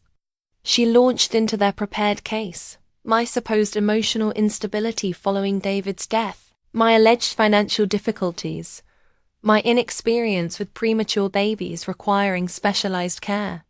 She presented their manipulated photographs, their selective documentation, their character witnesses ready to testify about my concerning behavior. "Mrs. Austin has shown signs of severe postpartum depression," Hartley continued. "She's financially overwhelmed, living alone in a house she cannot afford to maintain, struggling with basic childcare responsibilities. The children, born 6 weeks premature, require stability and resources their mother simply cannot provide."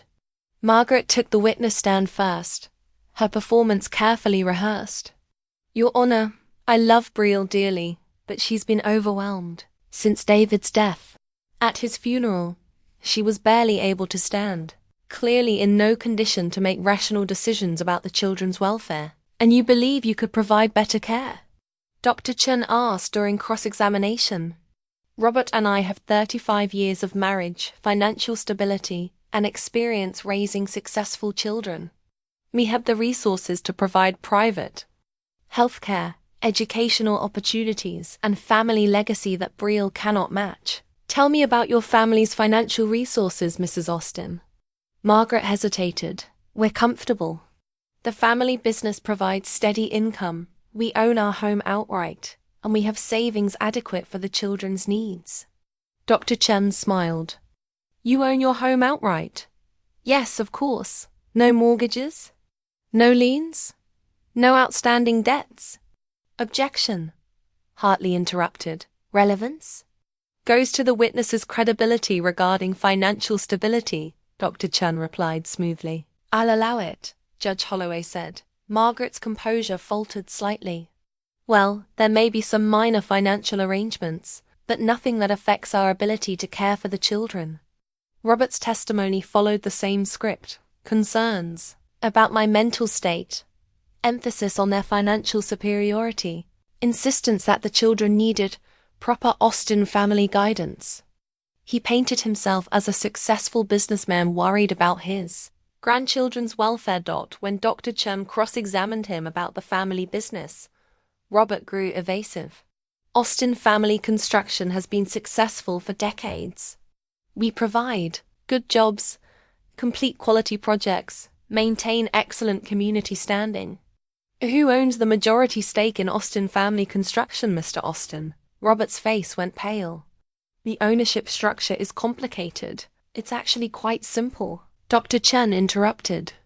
"Your deceased son owned 60%, making him the majority shareholder. That ownership has now passed to his widow, sitting right here.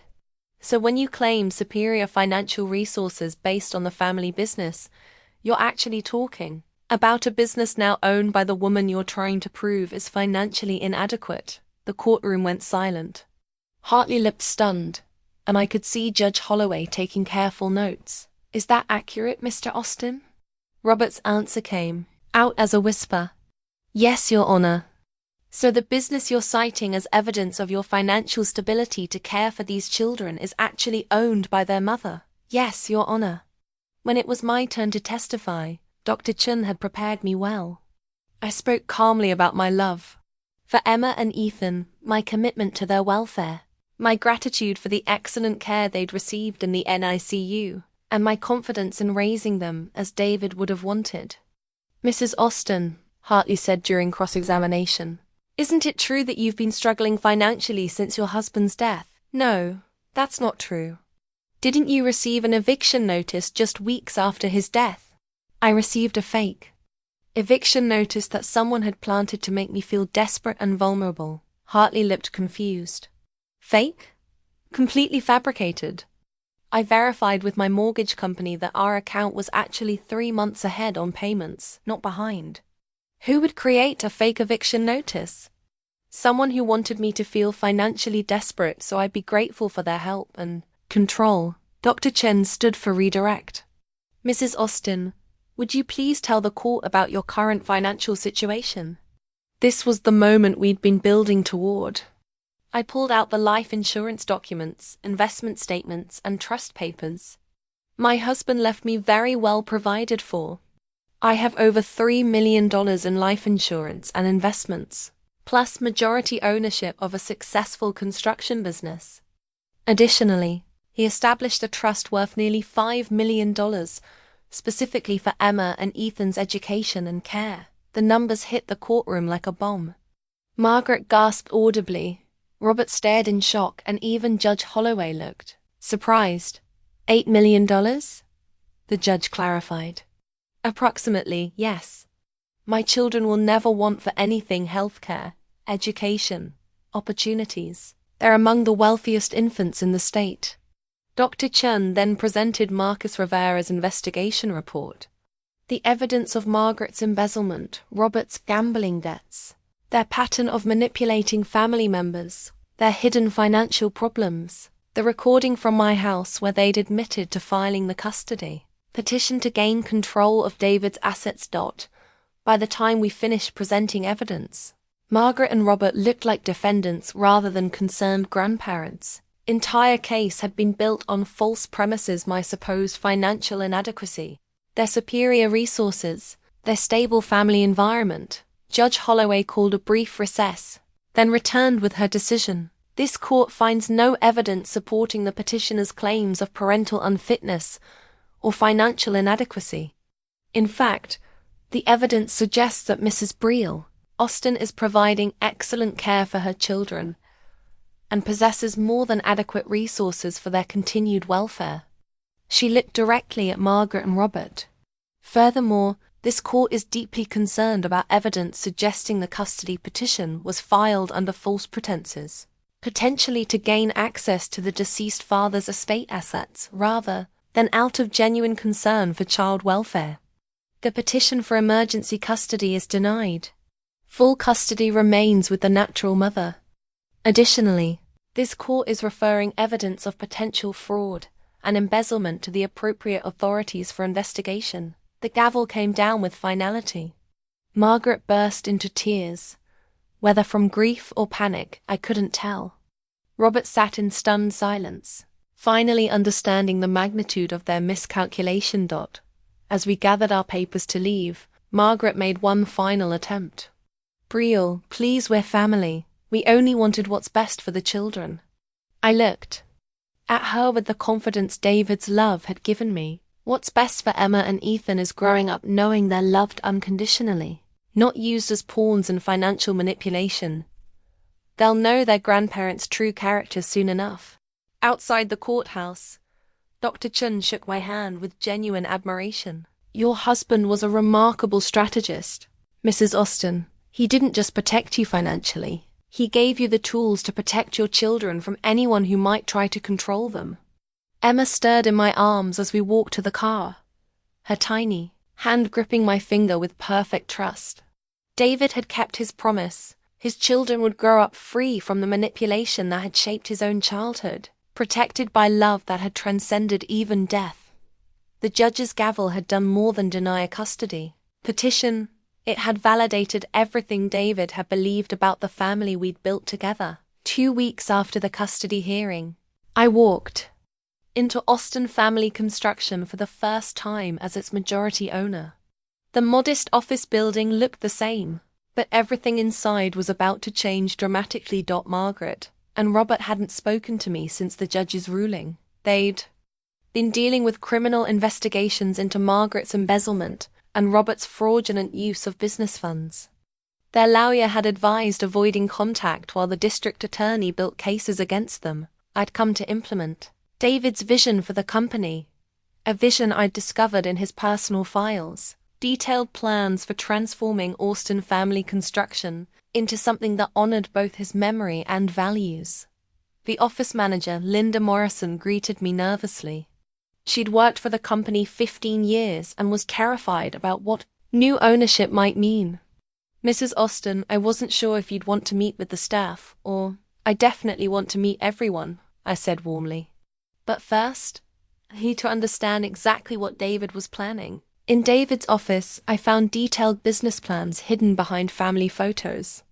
David had been preparing to restructure Austin Family Construction into a social enterprise focused on affordable housing and sustainable construction practices. Notes revealed a man passionate about using his expertise to address real community needs. Too many families can't afford decent housing, he'd written. We have the skills and resources to change that while building a profitable, ethical business. I called a staff meeting for that afternoon. 12 employees gathered: architects, project managers, skilled craftsmen who'd worked with David for years. They looked anxious, uncertain about their futures under new ownership. I know you're all worried about changes, I began, but I want you to understand that David left detailed plans for this company's future, and I intend to honor his vision completely. I shared David's affordable housing initiative, his sustainable building goals, his commitment to fair wages, and ethical practices. As I talked, faces changed from anxiety to excitement. David believed this company could be more than profitable. It could be transformative for our community. But I need your help to make that happen. Tom Richardson, David's longtime project manager, raised his hand. Mrs. Austin, what about Mr. and Mrs. Austin? Are they still involved? Robert and Margaret Austin are no longer employed by this company, I said clearly. Effective immediately, I'm restructuring management based on merit, ethics, and commitment to David's values. The relief was palpable. Several employees had complained privately about Robert's outdated methods and Margaret's interference. Tom, I'd like you to consider becoming operations manager. Sarah Chen, I addressed the young architect who'd been consistently passed over despite excellent work. I want to discuss making you head of our affordable housing division. Over the next 2 hours, we restructured the entire company. Workers undervalued under Robert's management found themselves in leadership positions. Safety protocols that David had championed but Robert had ignored were immediately reinstated. What about the financial situation? Asked Maria Santos, the lead accountant. There have been some irregularities in the books. I'm aware of those irregularities.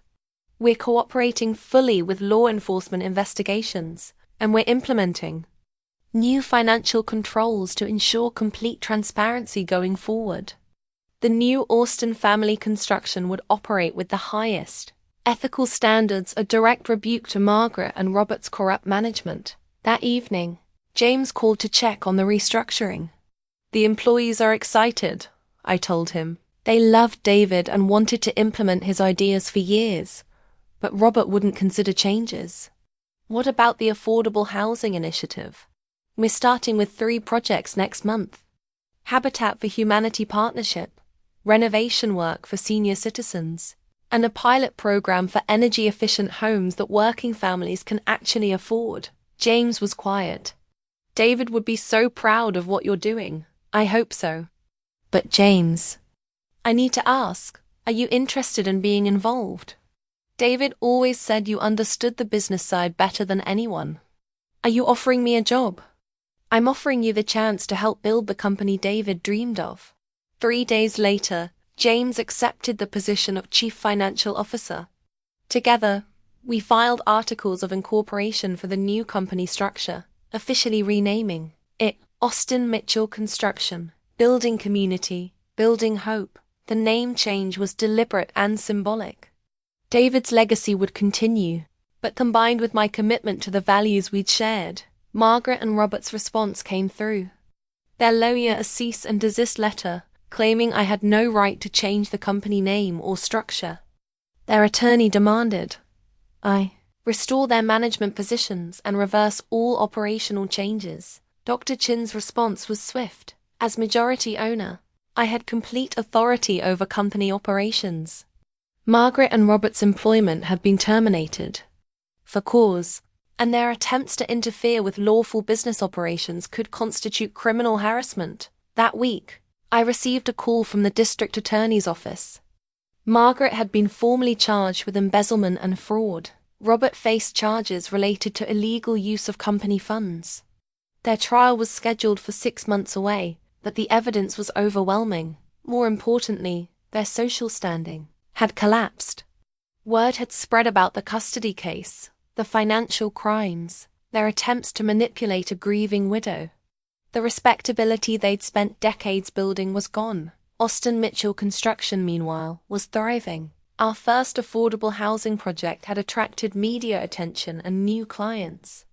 Local nonprofits were reaching out about partnerships, standing in the renovated office, looking at architectural plans for homes that would house families who'd never thought they could afford decent shelter. I felt David's presence strongly. This wasn't just a business. It was a mission, a legacy, a way of ensuring his values would outlive even his parents' attempts to corrupt them. The company charter I signed that week included a provision David would have loved. Austin Mitchell Construction would donate 10% of annual profits to housing initiatives for families in need. Margaret and Robert had used this business for personal enrichment and social status. Now it would serve the community. David had always wanted to help. 2 weeks after the custody hearing, I walked into Austin Family Construction for the first time as its majority owner.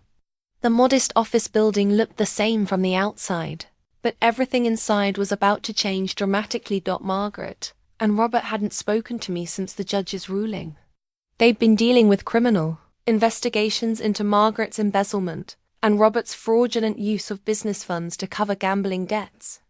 Their lawyer had advised them to avoid contact with me while the district attorney built cases against them. I'd come to implement David's vision for the company, a vision I'd discovered in his personal files.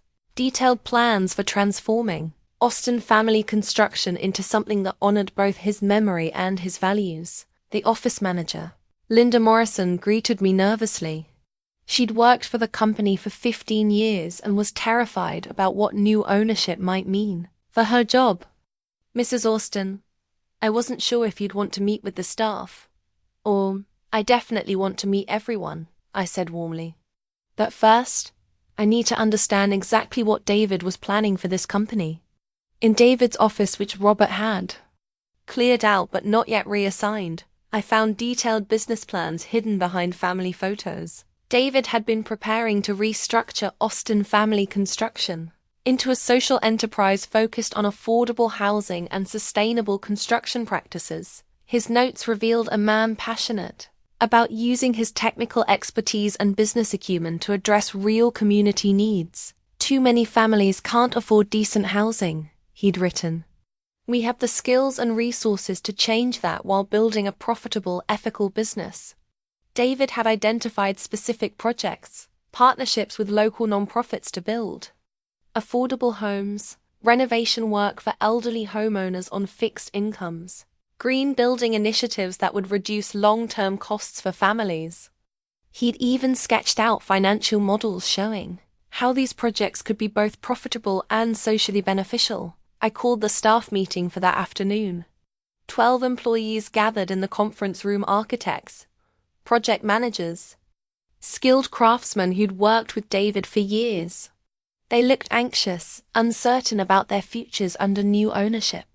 I know you're all worried about changes, I began, but I want you to understand that David left detailed plans for this company's future, and I intend to honor his vision completely. I shared David's affordable housing initiative, his sustainable building goals, his commitment to fair wages and ethical business practices. As I talked, I watched faces change from anxiety to excitement.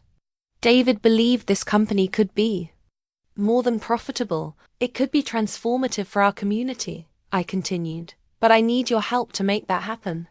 Tom Richardson, David's longtime project manager, raised his hand. Mrs. Austin, what about Mr. and Mrs. Austin? Are they still involved?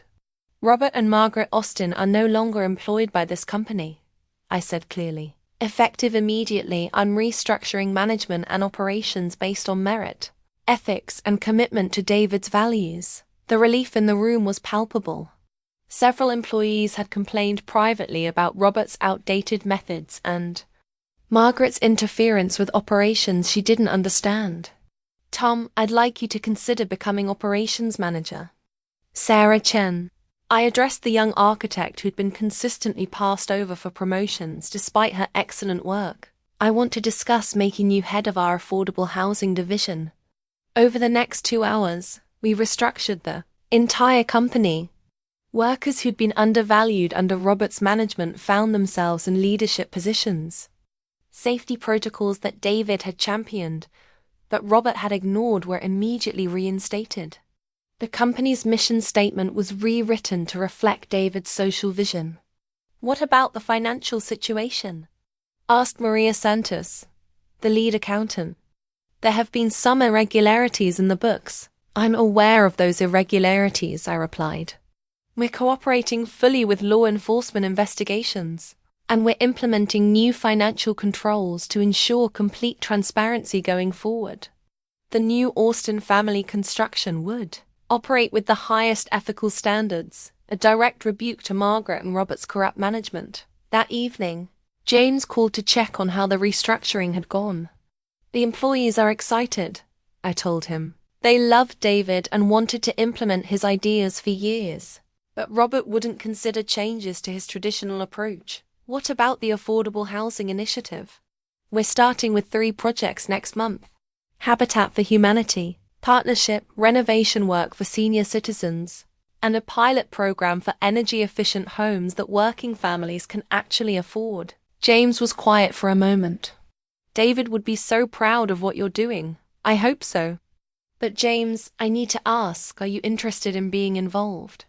David always said you understood the business side better than anyone. Are you offering me a job? I'm offering you the chance to help build the company David dreamed of. We need someone with business expertise who shares his values. 3 days later, James accepted the position of Chief Financial Officer. Together, we filed articles of incorporation for the new company structure, officially renaming it Austin Mitchell Construction, Building Community, Building Hope.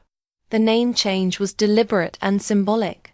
David's legacy would continue, but combined with my commitment to the values we'd shared, the company would honor both our families while serving the community. David had loved. Margaret and Robert's response came through their lawyer, a cease and desist letter, claiming I had no right to change the company name or structure. Their attorney demanded I restore their management positions and reverse all about operational changes. Dr. Chen's response was swift and decisive. As majority owner, I had complete authority over company operations. Margaret and Robert's employment had been terminated for cause, and their attempts to interfere with lawful business operations could constitute criminal harassment. The letter concluded with a warning that any further interference would result in additional legal action and possible restraining orders. That week, I received a call from the district attorney's office. Margaret had been formally charged with embezzlement and fraud. Robert faced charges related to illegal use of company funds and filing false business documents. Their trial was scheduled for 6 months away, but the evidence was overwhelming. More importantly, their social standing in the community had collapsed. Word had spread about the custody case, the financial crimes, their attempts to manipulate a grieving widow. The respectability they'd spent decades building was gone, replaced by whispers and shame. Austin Mitchell Construction, meanwhile, was thriving. Our first affordable housing project had attracted media attention and new clients. Local nonprofits were reaching out about partnerships. The company David had envisioned was becoming reality, standing in the renovated office, looking at architectural plans for homes that would house families who'd never thought they could afford decent shelter. I felt David's presence strongly. This wasn't just a business, it was a mission, a legacy, a way of ensuring his values would outlive even his parents' attempts to corrupt them. The company charter I signed that week included a provision David would have loved. Austin Mitchell Construction would donate 10% of annual profits to housing initiatives for families in need. Margaret and Robert had used this business for personal enrichment and social status. Now it would serve the community. David had always wanted to help. 6 months after the custody hearing, I sat in Dr. Rebecca Walsh's office for what had become a weekly ritual of healing. The twins were thriving. Emma had David's curious nature and was already reaching for everything within grasp, while Ethan possessed a quiet thoughtfulness that reminded me of his father's gentle strength. "How are you feeling about the progress you've made?" Dr. Walsh asked, her voice warm with professional compassion that had helped me navigate grief while becoming a single mother. "Stronger than I thought possible," I admitted. "There are still moments when the sadness hits unexpectedly, but they're balanced now by moments of genuine joy." Therapy had been Dr. Chen's suggestion after the court case concluded.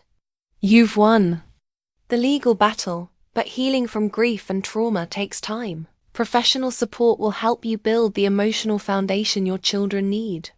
Dr. Walsh had helped me understand that my grief was normal, healthy, and separate from my ability to be an excellent mother.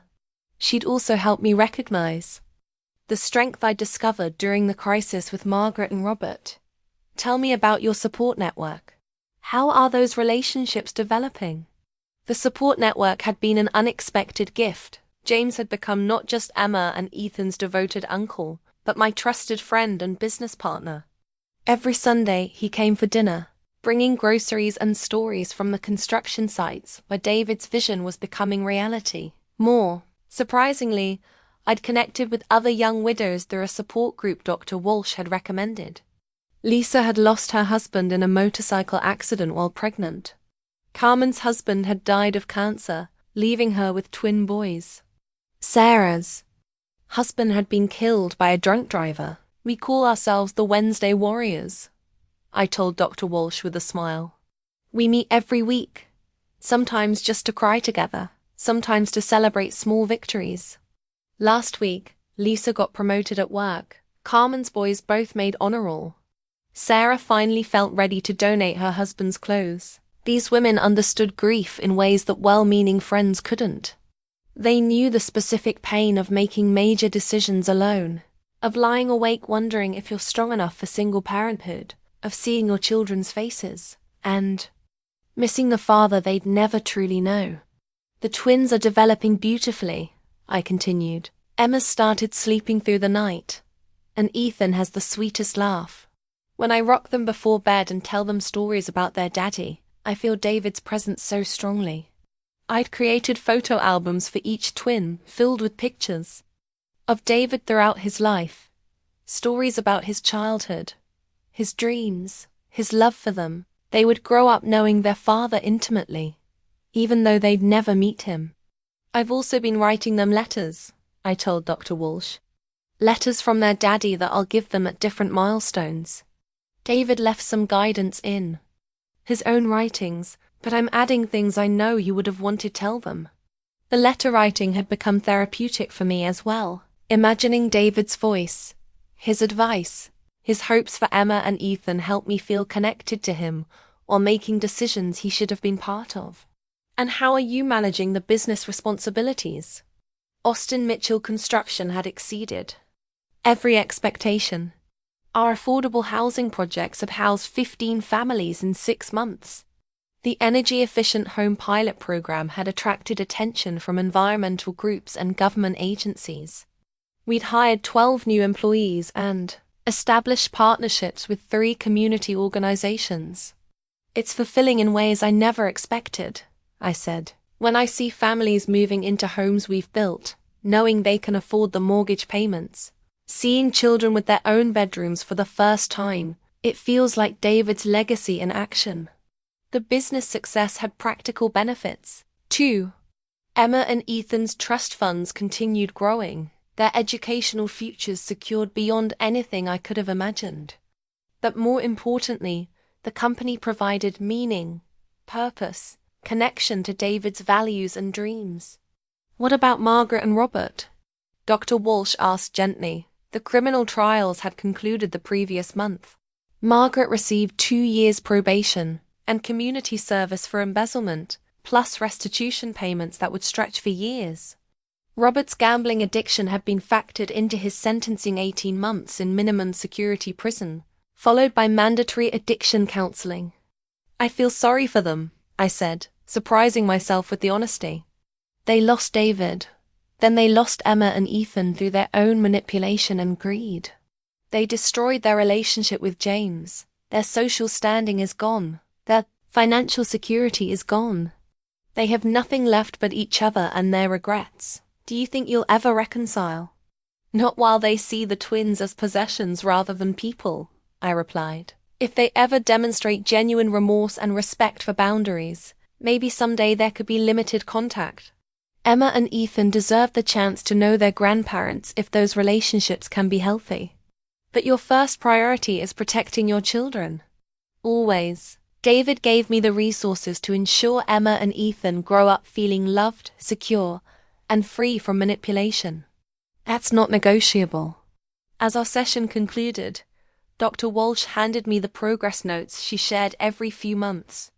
Reading them was like watching my own transformation, from devastated young widow to confident single mother, from financially vulnerable to independently wealthy, from isolated grieving woman to community leader. Brielle, Dr. Walsh said as I gathered my purse, I want you to recognize how extraordinary your journey has been. You've not only survived tremendous loss and adversity, you've used them to build something meaningful and lasting. Driving home to Emma and Ethan, I reflected on her words. David's death had been the worst thing that ever happened to me, but my response to it had revealed strength I never knew I possessed. His love had protected us even after death, and my love was now building the future he dreamed of for our family. That evening, I sat in the nursery reading to the twins from David's favorite book of poetry. Emma grabbed at the pages while Ethan watched my face with serious attention. They were growing so fast, developing their own personalities, becoming the remarkable individuals David had hoped they'd be. Your daddy loved you both before you were born, I whispered as they settled for sleep. And Mummy loves you enough for both of us. We're going to build an amazing life together.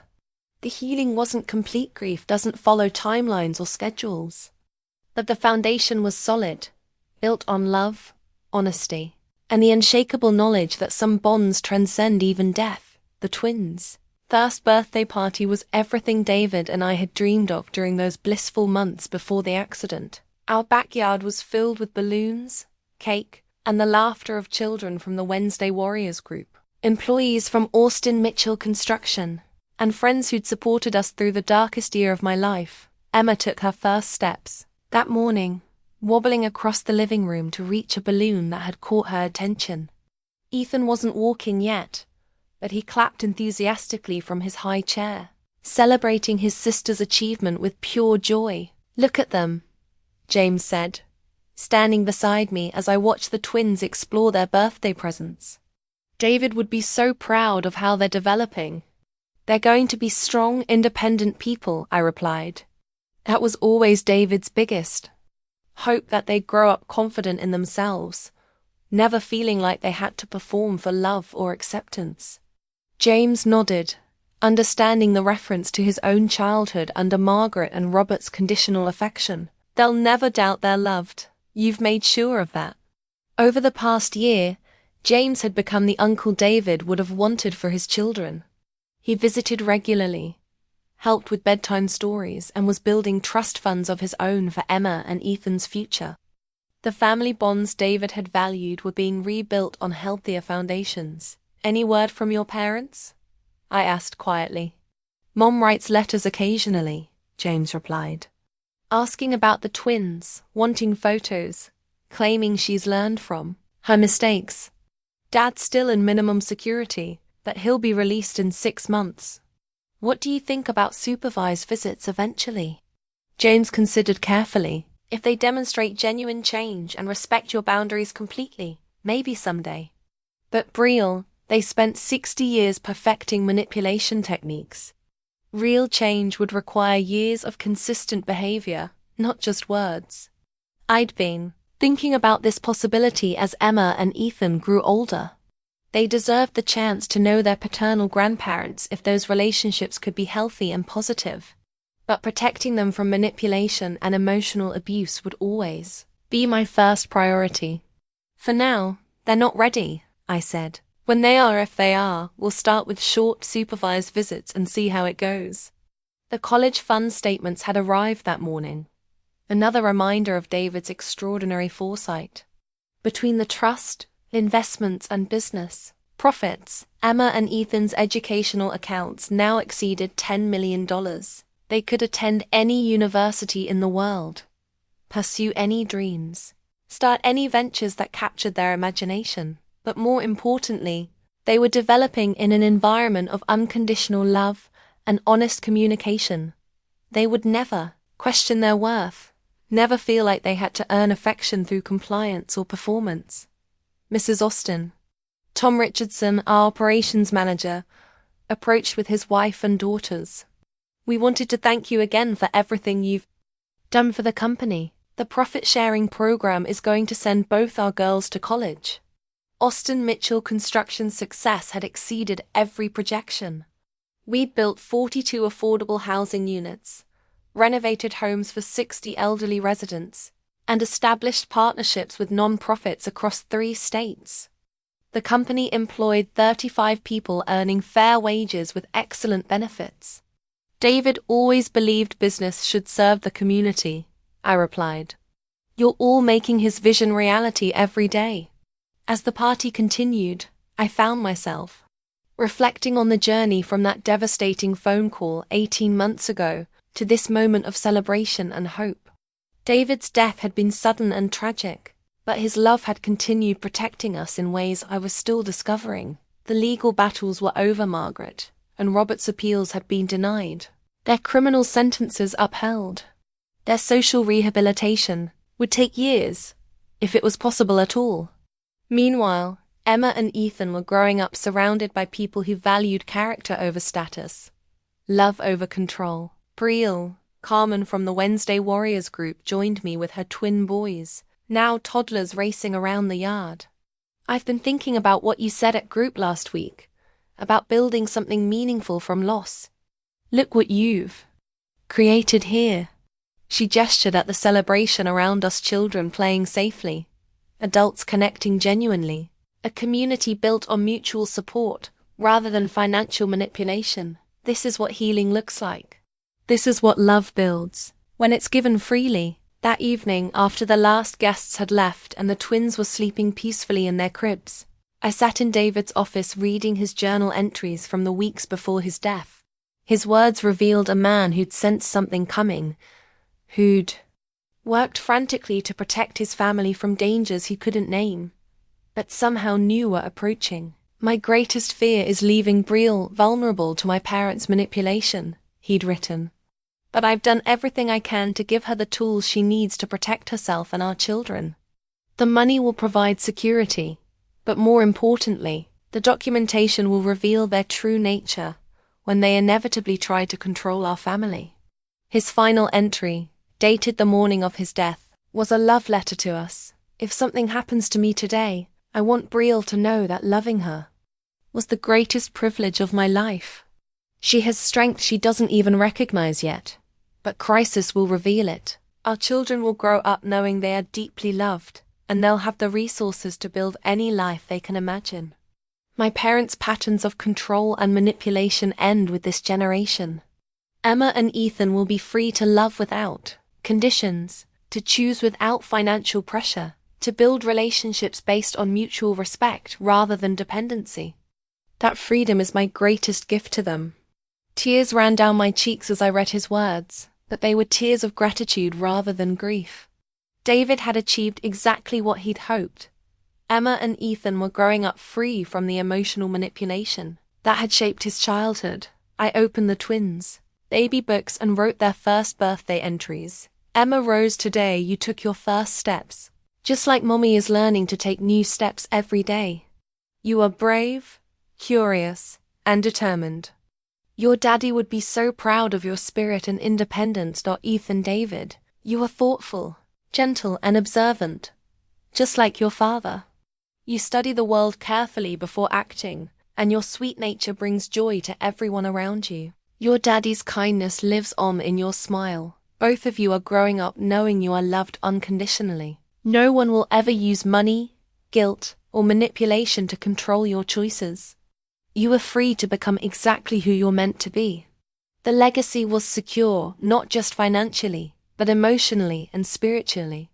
David's love had transcended death to protect his family, and that protection would extend to future generations. Emma and Ethan would grow up knowing their worth wasn't contingent on anyone else's approval. Their security wasn't dependent on anyone else's generosity. They were Austin children, but they were also Mitchell children, carrying forward the best of both families while leaving behind the destructive patterns that had caused so much pain. David's greatest gift hadn't been money. It had been freedom. 2 years after that devastating phone call changed everything, I found David's final gift, hidden in our bedroom closet while looking for Emma's winter clothes. Behind a stack of sweaters I rarely wore, my fingers touched an unfamiliar box wrapped in tissue paper, with my name written in David's careful handwriting. Inside were letters, dozens of them, organized by occasion and age. For Emma's first day of school, for Ethan's high school graduation, for their wedding days, when they become parents. Each envelope was sealed and dated, a father's love reaching across time to guide children he'd never get to raise. A letter on top was addressed simply, "For Brielle, when you're ready to remember joy."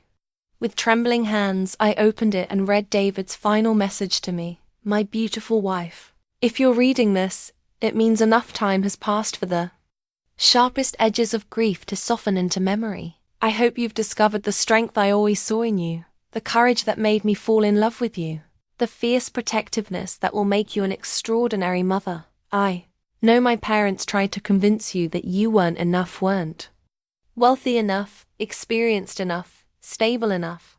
But you were always more than enough.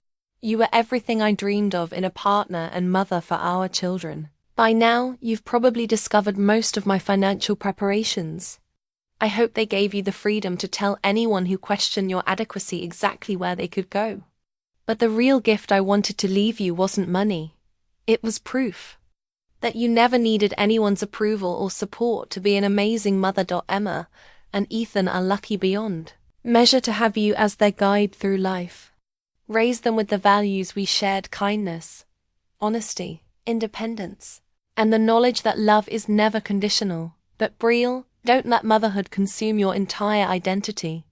You were an incredible woman before you became a mother, and you deserve happiness beyond just caring for our children. When you're ready, and only when you're ready, I hope you'll open your heart to new love, new adventures, new dreams. Our love story was beautiful but unfinished. Your story is just beginning. All my love, always, David. P.S. Check the bottom of the box for one more surprise. Beneath the letters was a small velvet box containing a pair of diamond earrings I'd admired during our honeymoon but insisted were too expensive. The note attached read, "For when you're ready to feel beautiful again." I sat on our bedroom floor, surrounded by letters David had written for milestones he'd never witness, and cried not from grief this time, but from overwhelming gratitude. For a love that continued protecting and encouraging me even 2 years after his death. Emma and Ethan, now walking confidently and chattering in their own twin language, found me there. Emma climbed into my lap while Ethan patted my cheek with serious concern. "Mama sad?" Ethan asked in his careful 2-year-old voice. "No, baby," I said, hugging them both. "Mama's happy. These are happy tears because Daddy left us such a wonderful surprise." That afternoon, I called Dr. Walsh to tell her about the letters. "How do you feel about David's message regarding new relationships?" she asked. "Relieved," I said honestly. "I've been feeling guilty lately about noticing that I'm not completely numb anymore. Sometimes I catch myself thinking someone is attractive, or enjoying conversation with a man, and then feeling like I'm betraying David's memory. And now I know David wants me to be happy. He wants me to live fully, not just survive. That gives me permission to heal completely, not just partially." The timing felt significant. Austin Mitchell construction was thriving beyond our wildest projections. We'd been featured in national magazines for our affordable housing model and had received calls from developers in 12 states, wanting to replicate our approach that Emma and Ethan were developing into remarkable little people. Emma was fearless and curious, climbing everything and asking endless questions. Ethan was thoughtful and gentle, preferring books and puzzles to active play. Both were healthy, happy, and completely secure in their mother's love. My financial advisor had recently informed me that between business profits and investment growth, Emma and Ethan's trust funds now exceeded $15 million. They would never want for anything material, but more importantly, they would never doubt their emotional security. The Wednesday Warriors group had evolved into a close-knit community of women supporting each other through grief and growth. Carmen had started dating a kind man who embraced her children. Lisa had gotten promoted again and bought her first house. Sarah had decided to pursue the nursing degree she'd always wanted. Margaret and Robert remained largely absent from our lives. Robert had completed his prison sentence and addiction counseling, while Margaret continued her probation and community service. James occasionally shared updates. They'd lost their house to foreclosure and now lived in a small apartment, surviving on Social Security and part-time work. "They ask about the twins constantly," James told me during one of his Sunday visits. "They've written letters of apology that they want me to give you. Are the apologies genuine?" "I think they regret the consequences of their actions," James sighed carefully. "Whether they understand why their behavior was wrong, that's less clear." That evening, I put on David's diamond earrings for the first time and looked at myself in the mirror. The woman staring back was different from the devastated widow of 2 years ago. She was stronger, more confident, more purposeful. She was ready to live fully again while honoring the love that had shaped her. I opened Emma and Ethan's baby books and wrote their 2-year entries. "You are both growing into such amazing little people. Emma, your curiosity and courage remind me daily that the world is full of wonders waiting to be discovered. Ethan, your thoughtfulness and gentleness show me that strength comes in many forms. Your daddy would be so proud of who you're becoming. You're learning that love is unconditional, that family is built on respect and care, that you have the power to choose your own paths in life. Mommy is learning those things too. We're building a beautiful life together, one filled with love, purpose, and the freedom to become exactly who we're meant to be." As I tucked the twins into their cribs, Emma grabbed my hand and said clearly, "Love you, Mama. Love you too, baby girl. Both of you. Forever and always." Standing in their doorway, watching my children sleep peacefully in the home David's love had secured for us, I felt the profound truth of his final message. Our love story had been beautiful but brief. Our story as a family was just beginning. The foundation David had built was unshakable. Financial security that could never be threatened, emotional bonds that could never be manipulated, and the knowledge that some loves transcend even death to keep protecting the people they cherish most. Margaret had been wrong about fatherless children. Emma and Ethan would never be fatherless. Their father's love surrounded them every day through the choices I made, the values I taught them, and the security he'd provided. David's legacy wasn't just the millions he left them, it was the knowledge that love, real love, never seeks to control or manipulate. It only seeks to protect, encourage, and set free. And in learning to protect my children from those who would diminish them, I had discovered my own strength, my own worth. my own power to build something beautiful from even the most devastating loss. The love story continued, deeper and stronger than ever before.